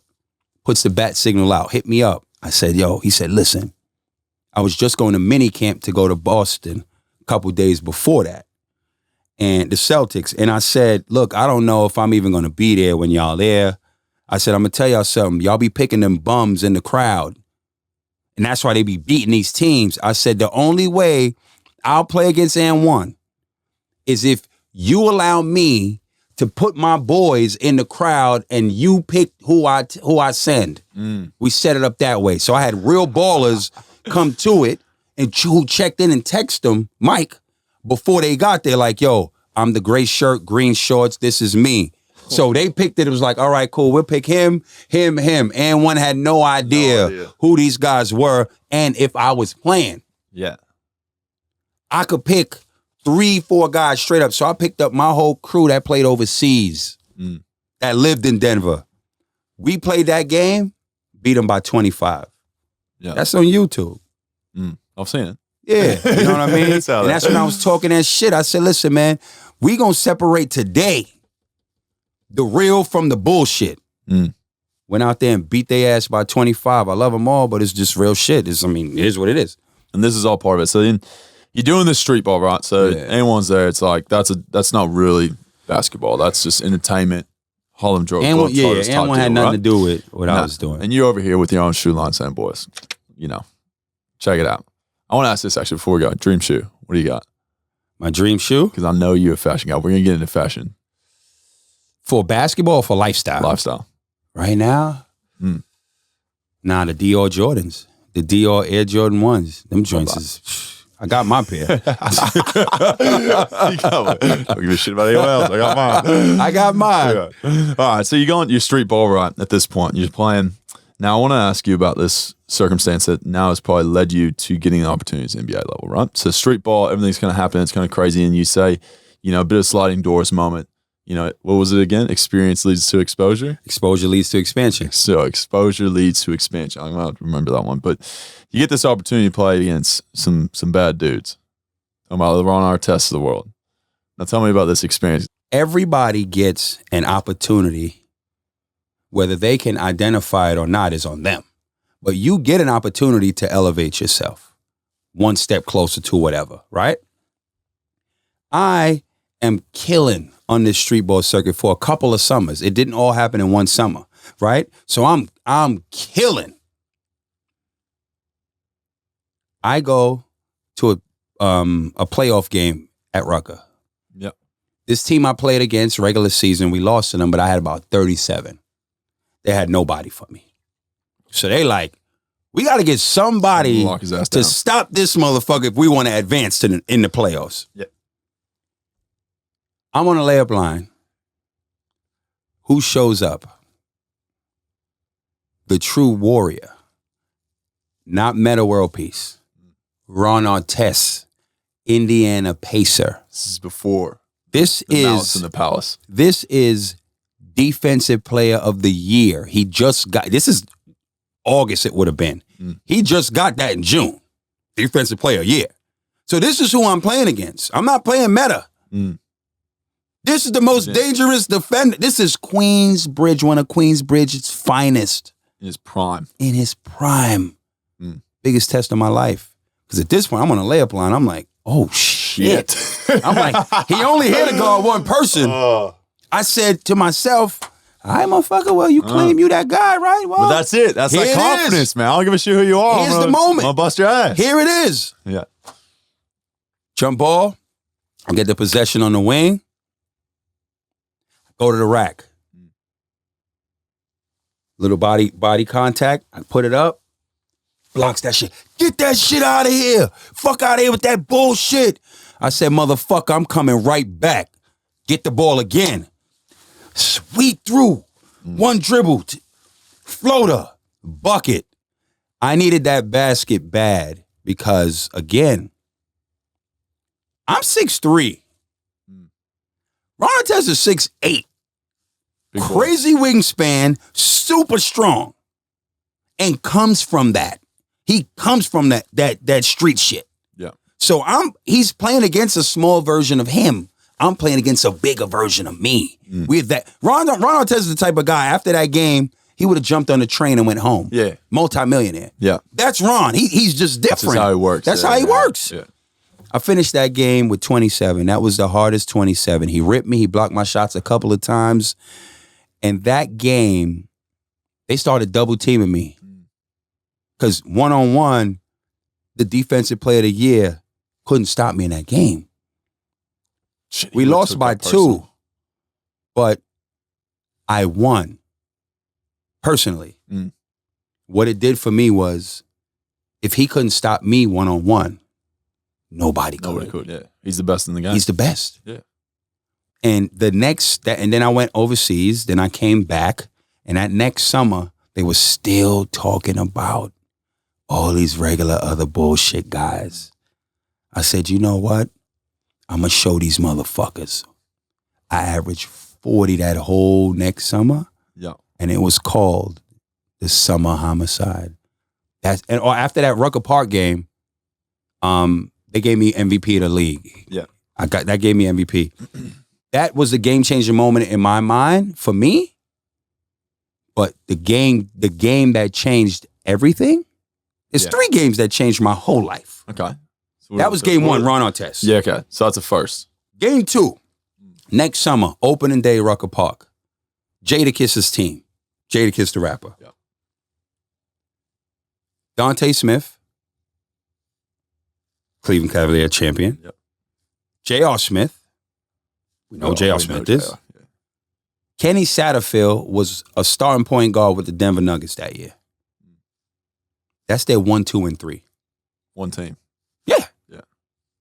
4 position was a guy named Ali Moe. He played with N1. New York streetball legend, God bless the dead. And the 5-man, he got cut by the Knicks a couple years before that. Big Strick, legend. That's their starting 5. 45 I gave him. Ooh, 45. That was on NBA TV. Oh. That game got me the shot Yeah. to the NBA scout, assistant coach from the Raptors. Yeah. Heard about that. And what was the difference between him and anybody else? He coached at a college in New York City. So he understood playground culture. Yeah, you got it. Yeah. He got it. He comes watch me play at Dykeman. 3rd game, final game. Then we finish with streetball. Calls me that morning. Homicide, what's going on? I'm like, yo, coach, what's happening? Coach Jim Todd. How you doing? From Boston. Nah, I'm good, man. I'm good. What's going on? I'm in Jersey. I got a camp I'm doing, and we got to golf a little bit. You got any streetball games today? I was like, yeah. He's like, you playing at Rucker? I'm like, nah. He said, you at Pro City? I'm like, nah. He said, where you at? I said, I'm at Dykeman today. He said, what time? I said, 7. He's like, all right, I'll be there. I'll see you later. I said, all right, coach. Hung the phone up. NBA scout. NBA assistant coach. Sorry, yeah. Even better. Now, here you go. Fork in the road. I don't give a fuck about the Ron Artest shit. That's in the past. That led me to be confident to play against J.R. Smith and Dante Jones and them, right? Get them to 40-some. Shit don't matter. That shit, now I'm here. Here's your moment. Yep. Guys like me don't get multiple chances. So these opportunities, you got to do what? Exceed my own expectations, because this shit don't happen again. Remember the dorm conversation. Remember the conversation in the dorm that I had with myself. Well, this got to happen. I'm going to make it to the NBA. This never happens. No one's done this before. Here's your shot. Comes, typical white dude, about 6'9", golf shorts on, polo. Fresh from the golf course. Yeah. I'm like, this dude. I'm just sitting there. I'm like, everybody going, who the hell? What is he doing in here? He's sitting out the cage, out the court. But He's looking on in. the fence. They just drafted Charlie Villanueva in the draft, right? So Charlie's next to him. They just sitting watching like everybody, just regular, like nobody different. Just walk down the street. Just chilling. I didn't tell nobody he was going to be there. Why? I didn't want nobody thinking they get any bright ideas, thinking it's their chance. Today's my day to get a bucket. You are not Nobody fucking else. this opportunity up. I had 27 at half. Yeah, okay. In that game. They gave me a standing ovation at Dyckman Park. That's a big deal too. 27. Dyckman icon. Is the best streetball tournament in the world right now. It's not Rucker anymore. It's Dyckman. Yeah.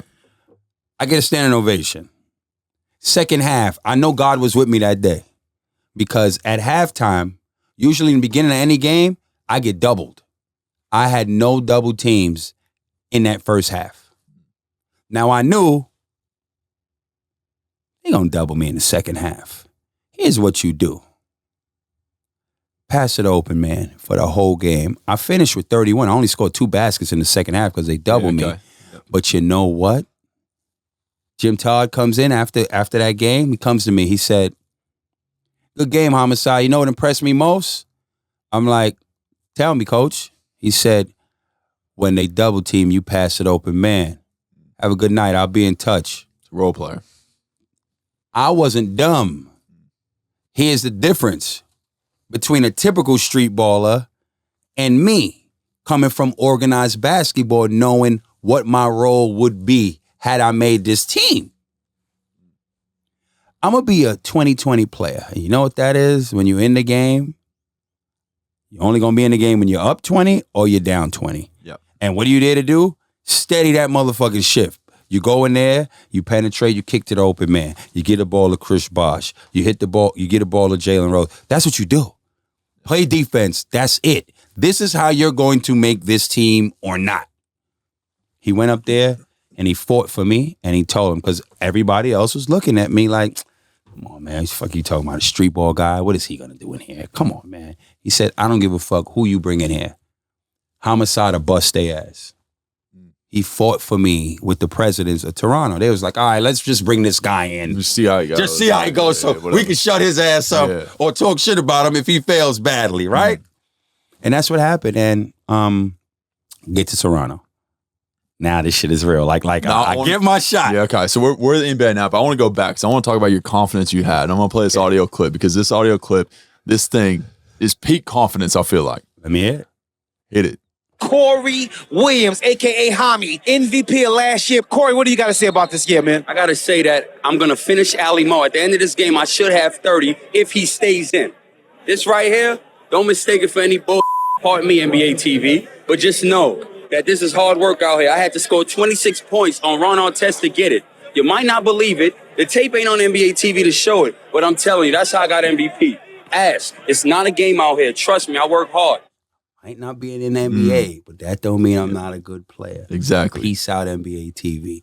That's live. That's like nationwide. Yo, listen, that was on the NBA TV. That was the game halftime when I had 45 on J.R. Smith and them and Dante Jones and them. Like, that's all-time confidence. Man, like, you can hear it in the voice, though. It's like, man, put anyone in front of me, I'm going to kill him.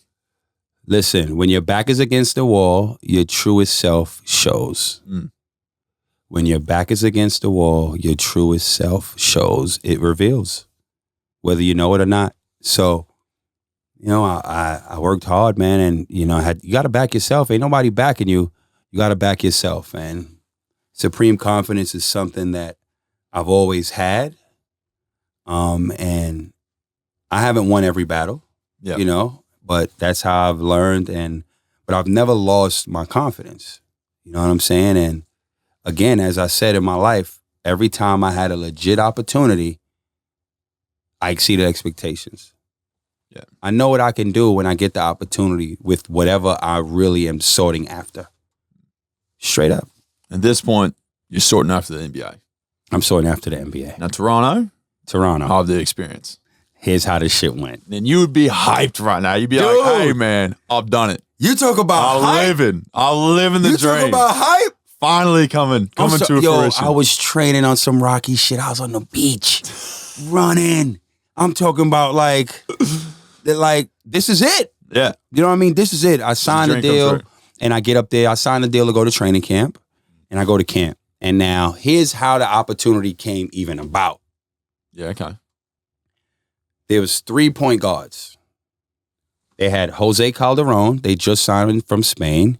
They had Mike James. And they had a point guard who's been from Philly named Alvin Williams. Yep. He was dope. Villanova, Alvin Williams, official. Alvin Williams' knees was bad.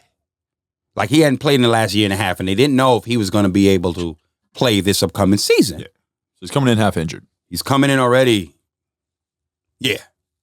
more than half injured. Let's say. So you have a leg up on him. But you crazy.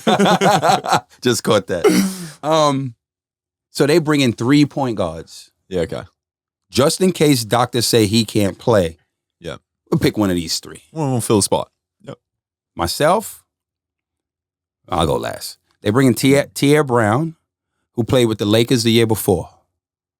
They bring in Robert Pack, old school Robert Pack. He used to play with Sean Kemp and GP with Seattle, Minnesota. Trusty vet, a young gun in Tierre Brown. Let's just bring this street ball cat in so it can shut Jim Todd up because we really going to go for one of these 2 guys. With experience in the NBA. Yep. 100%. So I'm in there and I'm sizing up this competition and I'm like, if I go with this homicide shit, I'll be out there on the first thing smoking. That plays into more Tierre Brown because Tierre Brown was like a homicide. He from Texas. Like he's a bucket getter. Yeah. And he played in the NBA last year. Legit, right? Robert Pack too old. There's no way. But he's a safe vet because he's played in the league 10, 12 years. So I'm picking up Robert Pack full court. I'm turning him 3 times before we get to half. Your old ass gonna work. This ain't the matchup you want. Either side. Tierre Brown, I know he gonna shoot his way out of this job. Yeah, okay. Because every time he touch it, it's going up. Now, me, on the other hand, I'm understanding the dynamics. Again, I know I'd be a 2020 player. You know what the coaches are looking for. I know it. Yeah. So I'm like, let me just pick up full court. When I get the ball, run the offense, swing it, go to the other corner. If it swings back, then I make a play, look to create. That's how you do it. Shot clock going down, look to create. That's how you do it. I stuck to this. Now, mind you, preseason starts. First game, I might have played, I don't know, maybe 5 minutes. Ain't much you can do with this time. Yeah. You can't try to go score 40 in 5 minutes. It's going to go back. And it's like, Yeah. So I'm like, fuck, man, I hope I get a real opportunity. Play against Maccabi Tel Aviv. What happened today with Phoenix? That's what happened with Toronto. Maccabi beat us. Really? Okay. In Toronto. Right? Big deal. Oh, man, big deal. That might have been the first team that beat an NBA team back then. Yeah, okay, yeah. Maccabi, and that's when they was super stacked, winning EuroLeague championships back to back. Like they were a big deal. They were a big deal. Then the third game we played against Boston, I got in, did not play well. Didn't play well. So I'm like, fuck, I feel it in the air because we ain't making no cuts yet. Yeah. You know what I mean? And I'm like, if you're gonna cut anybody, you're gonna cut the low hanging fruit. This is the easiest person to cut. It's me. So we were at dinner. I said, yo, you don't even have no ego or pride at this point. So all you can do is go to the coach. I went to the coach, Sam Mitchell. I said, Coach, listen, I know I haven't been playing the way I played in practice. Just don't give up on me. Give me another shot. I'll be ready. He said, well, you still here, ain't you? I said, yeah. He's like, all right, go eat. Have a good night. I said, good looking, Coach. It's a little just like security. I'm like, okay, we're all right. We're all right. I know where his head's all right, at. I got another shot. Coming. We play the final moment. Fourth one. Fourth, yeah. feel like there's going to be a few of these. We play New Jersey Nets. This is the year Vince Carter gets traded to New Jersey. Yeah. In that offseason is when I got the opportunity. This is the year he goes to New Jersey. He comes back, plays Toronto. New Jersey versus Toronto in Toronto. In that offseason when he gets traded, there's a guy named Lamar Murray. Says to the media, if this organization is dumb enough to trade their franchise player, trade me too. Yeah. They trade him to New Jersey. See ya. See ya. He goes to New Jersey, right? Go to New Jersey. Right. He's out of there. Yeah. We're down 10 points. Vince works us easy. 25 minutes and like 25 points in like 20 minutes. Balls out, yeah. Balls out. We down 10 points, 5 minutes left. Back in them days, game is over. Back in those days, like you just lay down. It's done. It's over. Really cares, yeah. Let me just roll the guys that don't get no playing time out. Yeah. They call. They say timeout. They sub me, Robert Pack, T.A. Brown in. 3 point guards. Yeah, okay. Together. Yeah, okay. So I'm like, I feel it in the air. This is it. This is your opportunity. This is your one shot. And they didn't make no cuts yet. It's like 3 games left. You got to start making cuts. So I'm like, this is it, man. Timeout, take everything off, go in the game. Take the ball out. We all 3 of us can't run to the ball as point guards, right? Yeah. So I'm like, man, let me just run the left wing, bring it up half court. Coach goes, timeout. I'm like, yo, you just called timeout. I say, what just happened? Yo, we sit down. It was a 22nd. He said, whoever Lamar Murray's guarding, give him the fucking ball and run this play. Well, I forgot the play name. Yeah. Who Lamar Murray was guarding? You. I said, he goes, I want payback. Corey, I'm looking straight at you. I said, oh, shit. I'm about to get the ball. This is about to be it. Oh, it's on. Ran the play, got the ball. Went to the rack, right? Because he's like 6'7", 6'8", again. Way slower than Ron. Yeah. But Ron's height. So I'm out here. I'm on the key.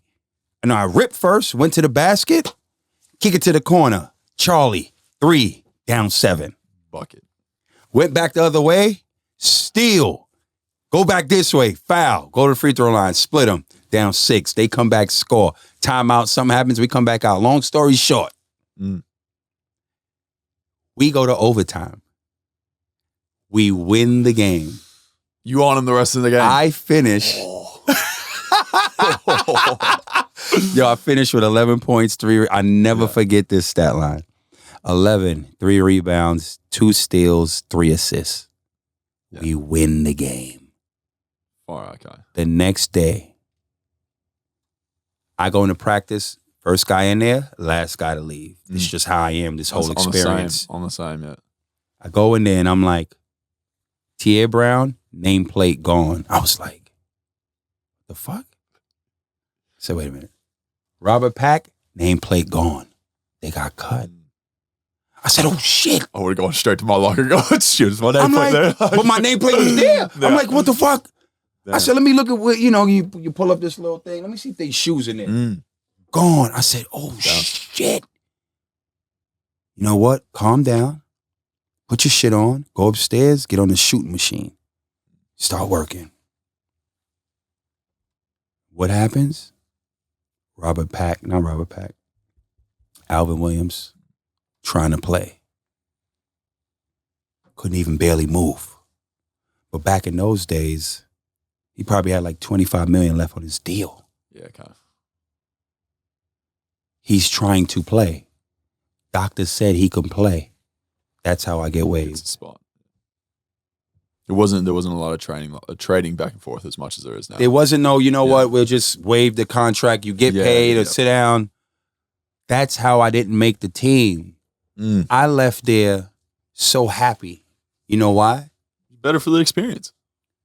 I beat out the competition that I was in. Robert Pack, T.A. Brown was my comp. I have no NBA experience, and I didn't get waived. That New Jersey Net game saved me. But my point is, it wasn't because I wasn't good enough. It just wasn't the right. There wasn't no spot available. Yeah. Or else that would have been my spot. Yeah. So that was my Toronto experience. Then I went to the minor league. Then I went to the summer league. I did that whole circuit, right? I did the minor league. Then I was The G League, a D League. It wasn't the D League. Then I went to the CBA. Yeah, okay, yeah. Right? And then like I led it in triple doubles. Like I was Rondo before Rondo. That type of player there. Gotcha. Then I went to summer league with Indiana. Then I went to training camp with Denver. Got waived. Then from there I went to the D League. Won the championship. Yeah. Then I went to summer league with Golden State.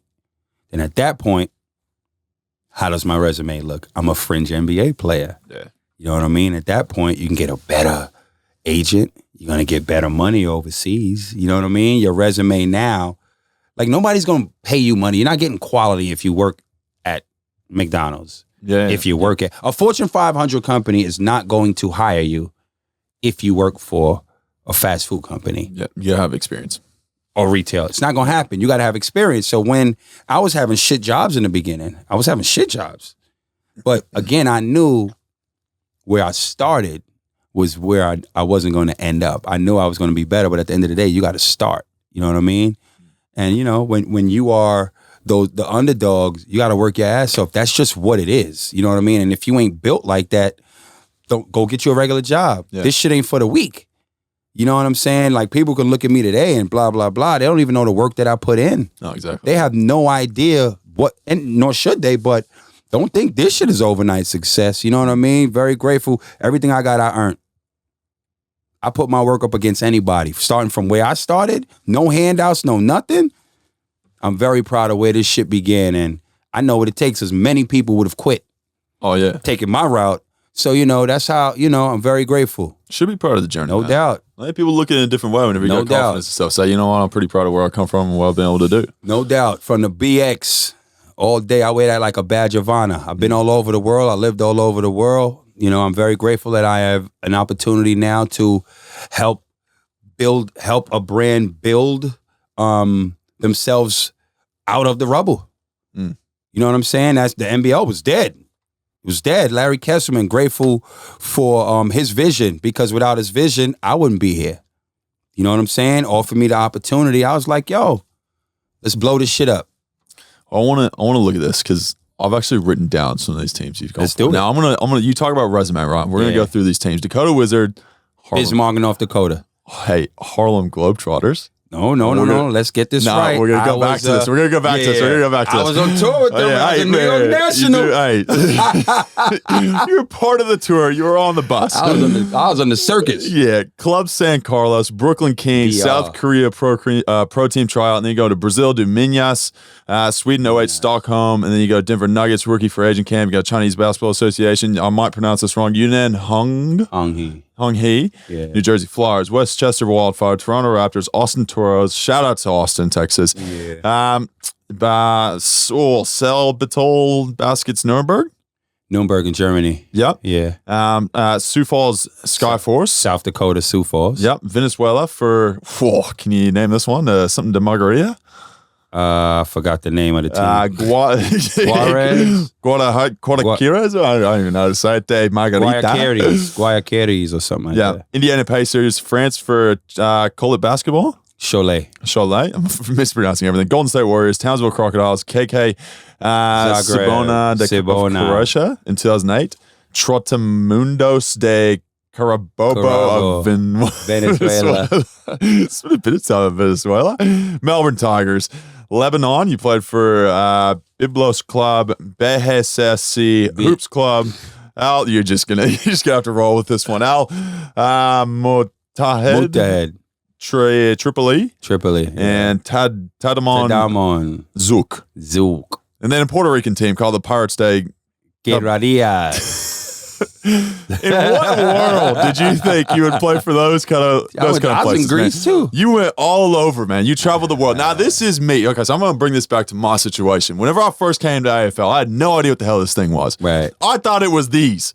I thought it was one of these where I've never heard of it. I don't know what it is. Yeah. There's a good chance this thing might fold and I'm going to land in some Venezuelan town I don't know how to pronounce. And that's what I thought AFL was. Right. Now, you've been all over the world, man. You've done it. You've played in some amazing places. You played for some crazy teams in all kinds of different places, man. What's your favorite place that you've been? Because I love travel. Yeah. What is your favorite place that you went that you're like, man, I could live there. That experience was amazing. You know, it's crazy. Besides the Harlem Globetrotters. Yeah. The New York Nationals, B. Shout out to them. That's how it started. I wasn't home, baby. I'll never forget where it started. All of these experiences that I've had, I've taken one thing at least from them all, and it's all shaped me. Like Iraq wasn't on there. I was in Iraq playing, right? And the coolest thing about 2012, something like that. But the coolest thing about Iraq was that's where I started watching Game of Thrones. You know what I mean? Like that's one of the illest TV series ever. I started watching Game of Thrones because I wouldn't dare go outside. Yeah. You know what I mean? Like ISIS was really happening. You know? So, but like I call myself a basketball mercenary. You know what I mean? That's what I was. And it's allowed me to see so many incredible parts of the world. It made me a more well-rounded individual. It made me just see how people live. You know, you see people living well. You see people not living well. Iraq was an eye-opening experience. You know, I've seen like 6-year-old kids selling cigarettes and phone credit. Parents can't work, so the money a 6-year-old kid makes is feeding the family. Just a different perspective on life. You know what I'm saying? That's Iraq. But I also partied, you know, in homes of sheiks in Dubai. You know what I mean? Like just a whole nother, it's just two different ends of the sides of the spectrum, you know?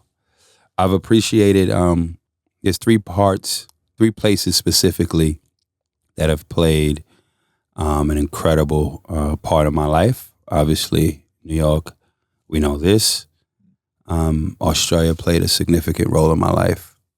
When I played here in the NBL, I played here 4 years, but it was one thing I was really, truly fighting for that I did not know I really needed it. Again, I didn't plan on being known for streetball, right? I didn't plan on it. It's an incredible thing, but that wasn't the goal. The goal wasn't to be a streetball legend. I wanted to be a certified pro. And obviously, the ultimate thing you can do is win a championship, right? As a pro athlete. But the other thing that was equivalent to that for me was when I got MVP of the league, because it then allowed people to know that this street baller is actually a professional athlete.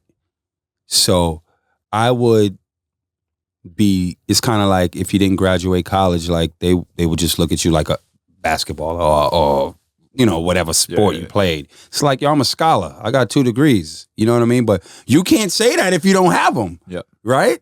So it really cemented me, for me personally, as a professional athlete, because it's a professional league and you can't just call me a street ball player.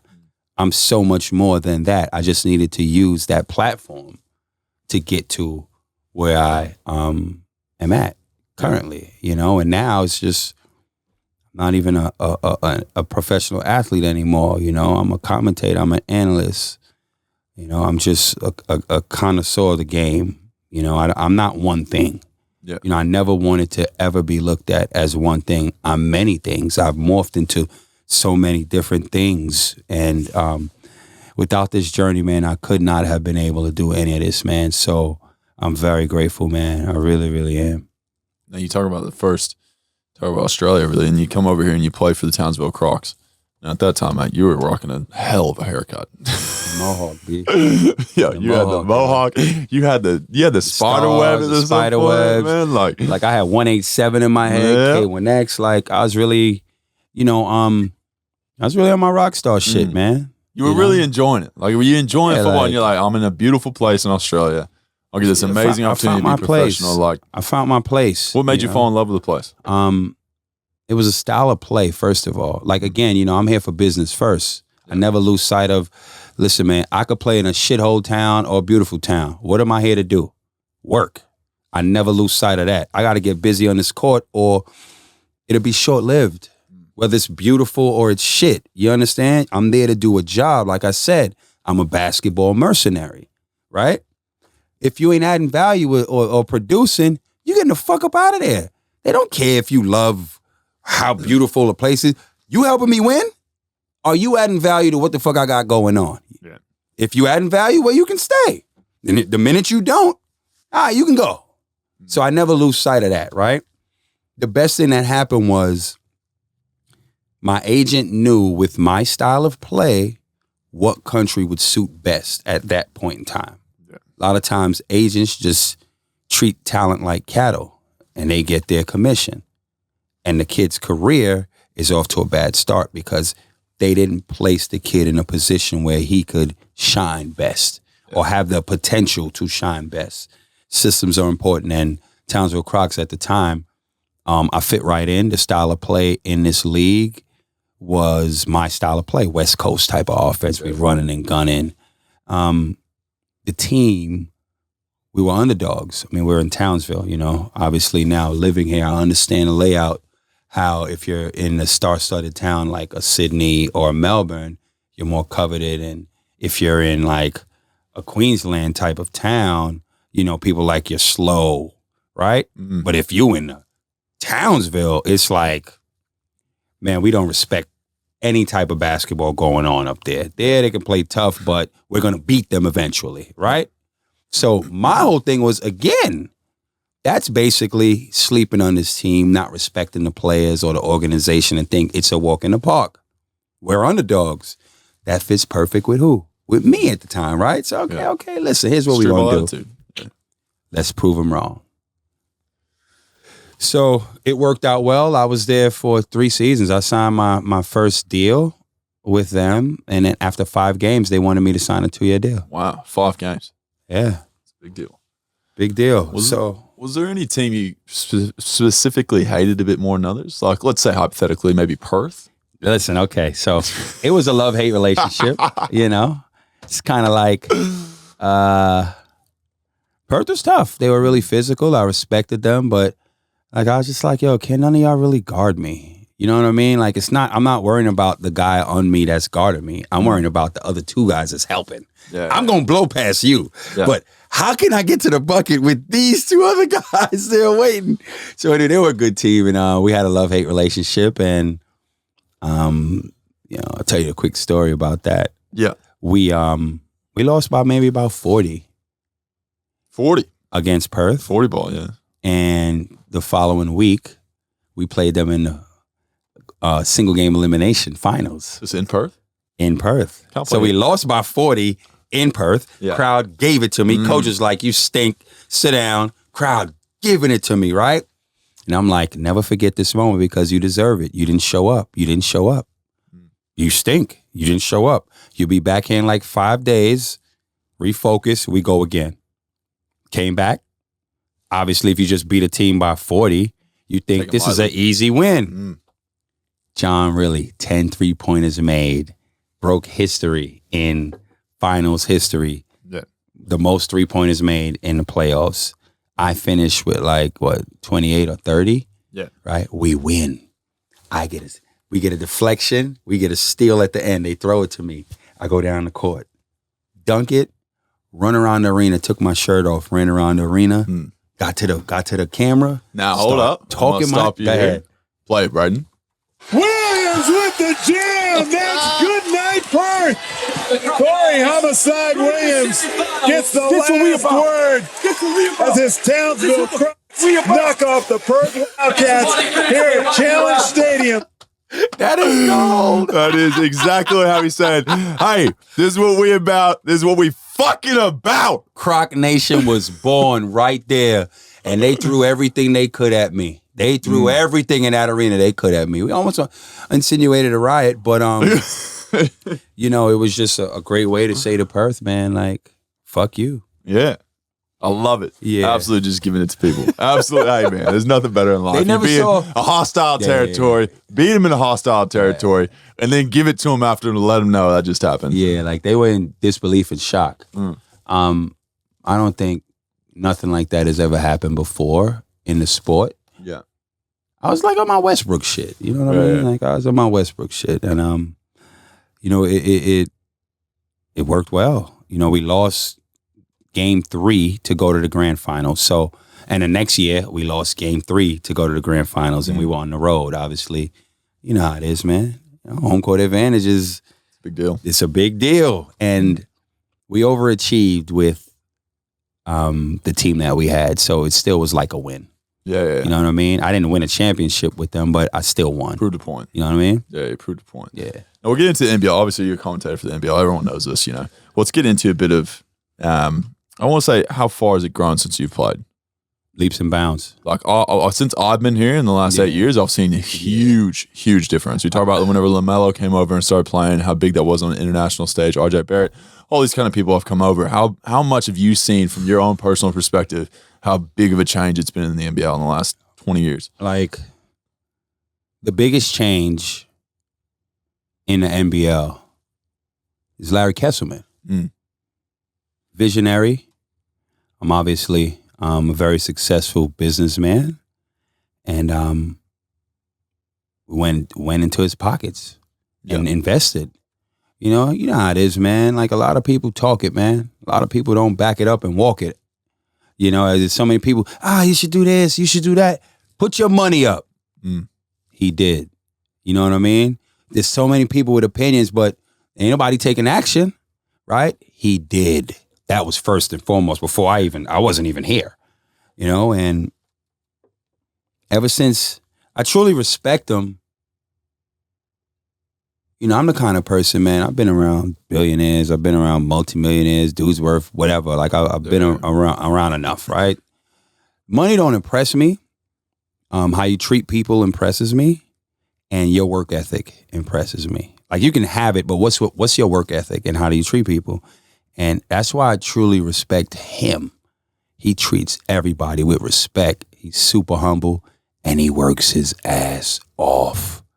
You know, I always tell the story, but there's days that he didn't even know I would see him early in the morning going to work. Billionaire, going to work. You know what I'm saying? He's full on, he's hands on, he's on top of it, he's passionate.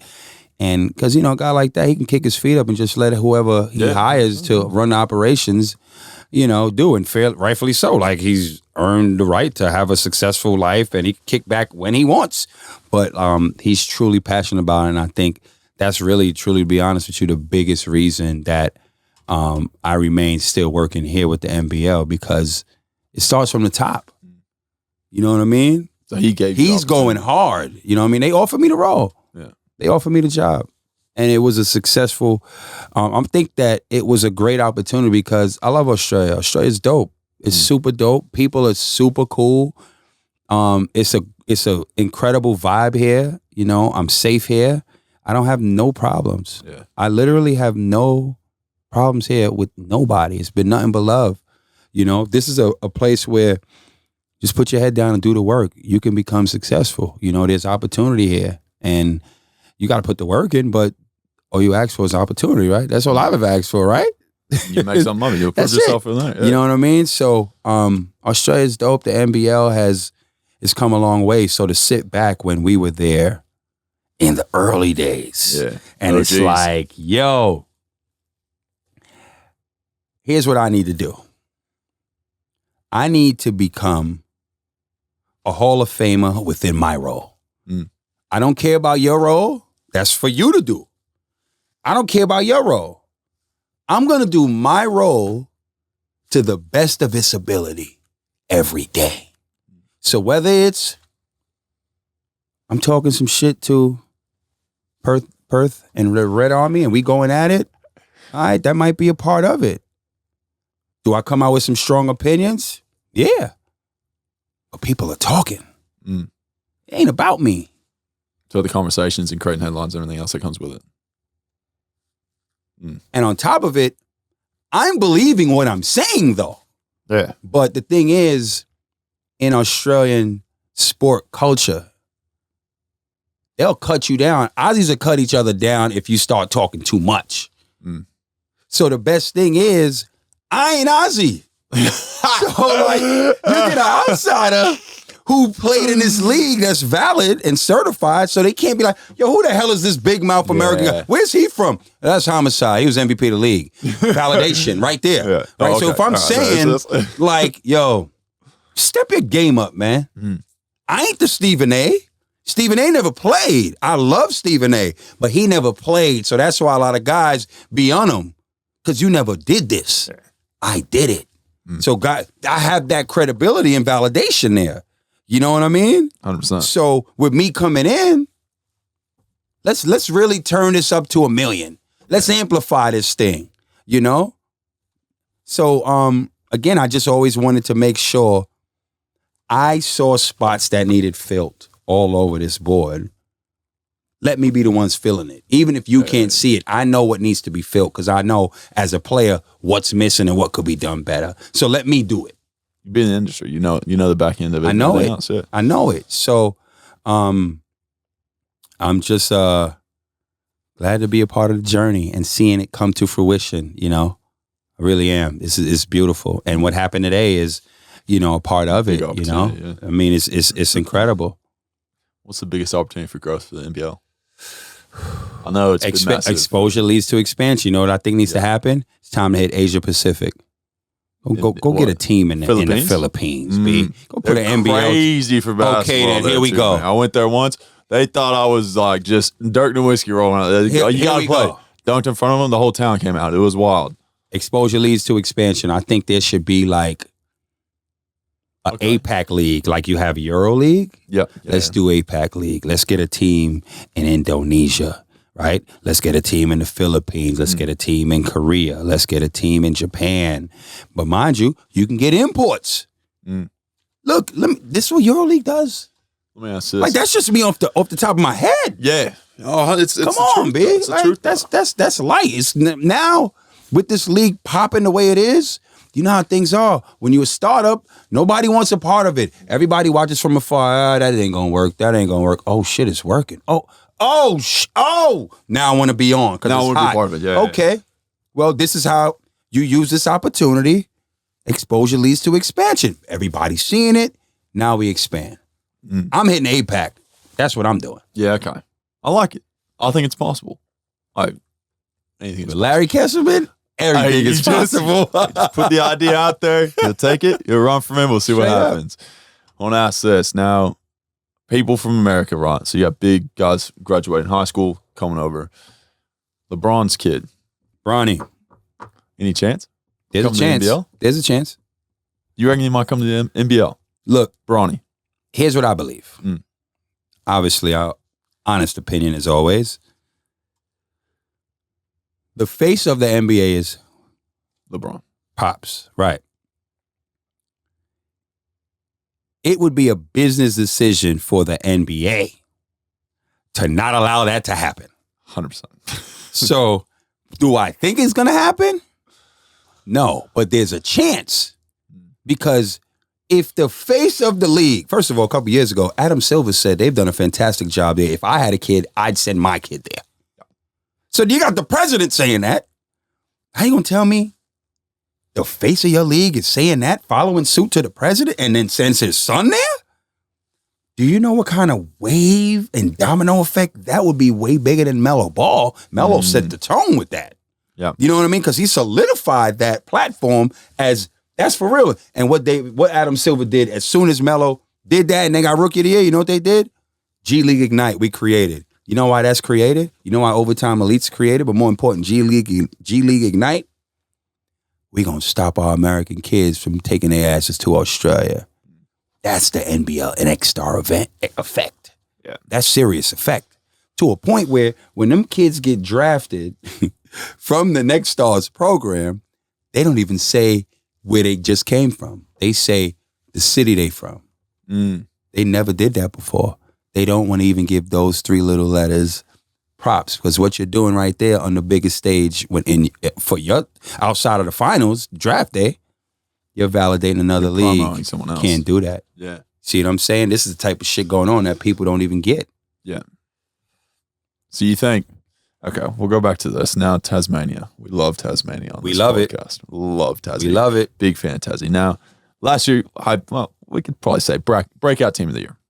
I think everyone would be agreeing on that. Easy. Right. What's your? Have you been a supporter of them from day one? Day one, I was. I told them they was gonna win 14 games. Everybody. Look, when I say these things, are they the must-watch team this year? Nah, must-watch team this year. Because I love Bryce Collins, my boy. It's King Cotton. King Cotton. That's what I call him. Unreal. I mean, it's unreal. King Cotton. Hey, you in your prime? Would you lock his ass down? He'd be a guy that he's too little and he's a mosquito. I wouldn't even want to guard him till the fourth quarter. I would have to save some energy to guard him because he's gonna run all. It's like guarding Steph Curry. Yeah. Like these guys just. Sprint and I gotta go get mine over there. I'm gonna lock you up. I'm gonna go lock up with you the last 5 minutes. Yeah, you know what I mean. So that's when I would. Okay, it's time to. This how the shit gonna go. I couldn't guard him for 40 minutes and then still get. It's too tired. Yeah, I'd be too tired. I would. That'll be a guy. Prime me, right now against Bryce. I would lose sleep over the night before. Wow. No one else in the league? No one else. Just Bryce. Just Bryce. Bryce is that big of a deal. You would lose sleep over him. I'd be like, fuck. And no one else in the league is up to that level. Fuck, I gotta guard this guy tomorrow. Fuck, I gotta. You know what I would do? All week, I get rest. I'm not going to dinners. Ain't no going out. You know, there's certain matchups that you know it's like, this ain't no walk in the park. I gotta get ready for this. Because the way I'm coming, he coming. Yeah. But the thing is, he don't have to guard me. Yeah. I gotta guard him. Exactly, yeah.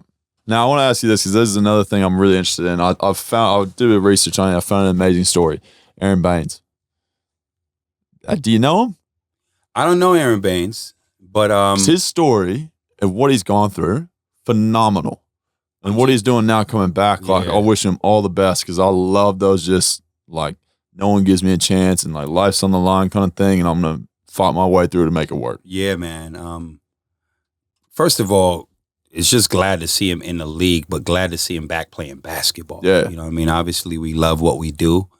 I saw him in preseason, and he was smiling, and he was so happy. You know, obviously, after coming back from the things he's come back from, you'd be happy, too, to be playing the game again that you love. Yeah. So I wish him the best, and I look forward to covering him this season because once he shows he's able to play again, you know, he'll be back to the big show next year. Yeah. So good to see him back there. No doubt. And the big show, the boys in the big show. We got Giddy, Patty Mills, all these fellas. Which one would you want to have the most successful season this season?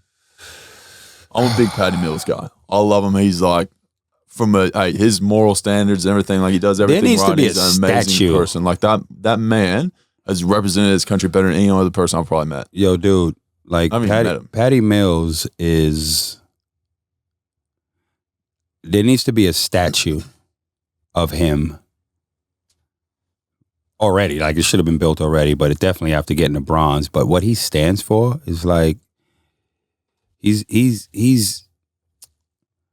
on some Martin Luther King type shit for this country. You know what I mean? Like I look at him like that. Like he's an incredible human. I would love to see him win another championship with Brooklyn, because I rock with Brooklyn anyway. Get it young, man. He got plenty of time, but Patty Mills' time is running out in the NBA, and I think that he'll retire at some point. You know, he's still going or whatever, but he has less time playing in the NBA than obviously Giddy. This is year 2 for Giddy. I would love to see Brooklyn win a chip and him win a chip. Do you think the Olympic team will ever beat America's Olympic team? No. We reign supreme. I don't even play them games. Everyone always asks me that. Everyone's like, "Hey, you're an Aussie citizen. You're not gonna like, you're gonna go for Australia?" I was like, "Yeah, I'm no we chance." Ain't doing that, I was bro. like, "Love you guys. But I'm not stupid, all right?" Because I know the Women's World Cup was just here. Yeah, and you got Australia won third. Yeah, then you got Jackson played her last game. Oh my God, Lauren Jackson, yo, drops a 30 piece. 30 piece. Oh just my goodness. Like just literally just throw into the post. Oh my goodness. I'll take care of the rest. 30 Unreal. piece. You watched the whole thing? GOAT. I didn't watch that game. I was on Foot Locker duties. You were watching the USA win the championship after. Yeah, that's you know, US. You know, we handle what we handle. You know, you know, it is what it is. Oh man, you met Brennan Stewart. recently. Breonna Stewart, she's dope, from New York, from Syracuse. Obviously went to UConn. She's the best female player in the game right now. Super humble, super cool. It was fun to work with her that Sunday at Foot Locker. Yeah. I mean, in the last 10 years, there haven't been a signature sneaker out for a woman. Yeah. She has that now, and shout out to her, man. Like, we need to do a better job of backing women in everything, really, to be honest with you, but definitely in sports. Word. Yeah. The Foot Locker stuff, I want to give a little shout out because I know you run the joint for Foot Locker now. No. I saw you on a yacht in Sydney, and you were just, you just kick back, says, man, just soak it in. Life's good. Yo, Tell me what you're doing there. We working hard, man. You working hard. We working you hard. working hard. It's just storytelling. All we want to do is just push sneaker culture, basketball culture forward, and lifestyle forward using, the platforms that we have. Storytelling is big with a lot of the things that we do. And we just tell a story about products. We do rollouts and products, but more importantly, we're doing a lot of giving backs. We're doing collaborations. We partner with NBL. Yeah. Got NBA stars come through too. Yeah, we have NBA stars. Dame Lillard came through. We got hip hop stars coming through. Working on something big right now, actually, with a New York artist. Might be coming through soon. So watch out. He's tight-lipped. We doing Foot Locker Fridays, where we do in-store activations where we airdrop and give away gift vouchers to the patrons in the store. Just turn your airdrop on. We play some music. We hire the DJs, and we vibe out. I think there's a lot of community activity happening more the last year and a half. We just sponsored the Australian Junior Championships for the next 5 years. We announced that with Basketball Australia, where under 14s, under 16s, under 18s, under 20s in schools, we're sponsoring these national tournaments. So all the big players, Lauren Jacksons, Andrew Bogut's, Patty Mills, they all played as juniors. I know obviously we could both agree two important elements in basketball, so to speak, let alone every other sports. Grassroots, that's where you find the love of the game, and where you begin to elevate your play is junior level. So for Foot Locker to be heavily sponsoring those two areas in basketball is huge. Yeah. And they're investing a lot in it. Love that. Yeah. What's next for you? What's next, my brother? It's time for some ownership, B. Ownership? Yeah, B. Time to own some stuff, B. Hey, man, if you're the owner of an NBL team, can I come play? I don't think... His answer does not answer that one back. I'll think about it. I think it's just... ownership. It's just, different. Time to get in companies and ownership, B. Like, that's the next level. I think in evolving as a human, first you got to find your passion, right? Recognize your passion, right? Become a pro at it. Right? Become a rock star in that profession. You send the elevator down, you help others, you know what I mean? And where you can, you invest. So ownership comes, man. Listen, exposure leads to expansion. When you do well, opportunities start coming your way, and you got to find ways on how to. We all get 15 minutes. I'm telling you, man, we all get 15 minutes. It's on you to how you extend your 15. Straight up. What would you call the team? I wouldn't want a team to own. He's jumped in. I don't want a team to own. We ain't talking about teams. You talking about teams. I'm talking about business. Jeez, man. I'll skip wrong. I like it, man. Go for the top. That's it. Like Ozzy say, I ain't here to fuck spiders. Oh, yes. That's one of my favorite sayings. We are not here to fuck spiders. I didn't know what the fuck that meant the first time I heard it. I use it all the time now. So it's just a matter of again, man, what I've learned is you have to identify your strengths, find spaces where you add value. And where you add value, amplify your value, other people will begin seeing the value that you add, and inquire about your services. Then it's on you to figure out what that package will look like for you to work with them or not. You know what I mean? And when you get at a stage where everything might not be transactional for cash, well, give me equity. I love this. I can talk business show all the time. I love that stuff, man. You know what I mean? Yeah. So, again, man, like what I've learned is, again, look, you're not going to be in that seat forever, neither am I. This light ain't going to be on you forever, neither am I. So when that seat is gone and the light is off, the fuck you got to show for yourself? You got a lot, man. That's the shit I'm on, You got more to go, too, by the sounds of it. Barely scratching the surface, baby. We rolling, bro. Unreal, man. Well, I want to say this because I've admired you for a long time, man. You've worked your ass off and, like, doing research on you, talking to you here, man. You're one of those people in life that just makes shit happen. And there's people that sit there and watch people do it, and there's people that actually do it. You talk about being in the mud and get yourself out and then be able to make something from opportunities and everything else. I feel like you're doing that to the max, man. I have so much respect for those type of people in life. You bring others with you, your mentality, your positivity, everything else, man. It uplifts everyone else to your status, man. And I just want to say a massive thank you. Much love, my bro. From Appreciate myself it. to you, from people like you in this world, man, that make us all better. So I appreciate it, bro. I want to say a massive thanks, man, and I appreciate you coming on the pod, telling some crazy stories and wacky stuff from traveling the world to the NBA and the streetball of New York, man. I just want to say a massive thank you. You've come a long way. You should be really proud of everything you've done. Man, and, thank you, bro. By the sounds of it, man, I'm even more excited for the future. Man, I'm excited, man. I just, look, you help others when you can. This is what I want to leave y'all with. Help others when you can, especially when it costs you nothing. I'm able to be healthy, happy in this world. My daughter's in college playing volleyball, healthy now and happy, because when I can help others, I do it. The universe does not fuck around. The universe don't play. So when you can help others, and even if sometimes it might cost you, help. You know what I mean? Because at some point, you needed help along the way, and I didn't get here by myself. Somebody at some point had to give me an opportunity. You know what I'm saying? It's on me at that point what I do with it. So that's why I'm always willing to give my time when I can, because I understand the blessings that I have and that have come my way. Word. Your mom be real fucking proud. Man, that's my lady, B. I talked all the time. Love it, She man. here right now. No, I appreciate it, man. Thanks so much. Much love, my bro. brother. Much love, B. Thanks so much, everyone, for listening. Obviously, an amazing chat. Check it out. 7 platforms: Facebook, Twitter, Instagram, TikTok, YouTube, Spotify, Apple. Subscribe, like, comment, share with everyone.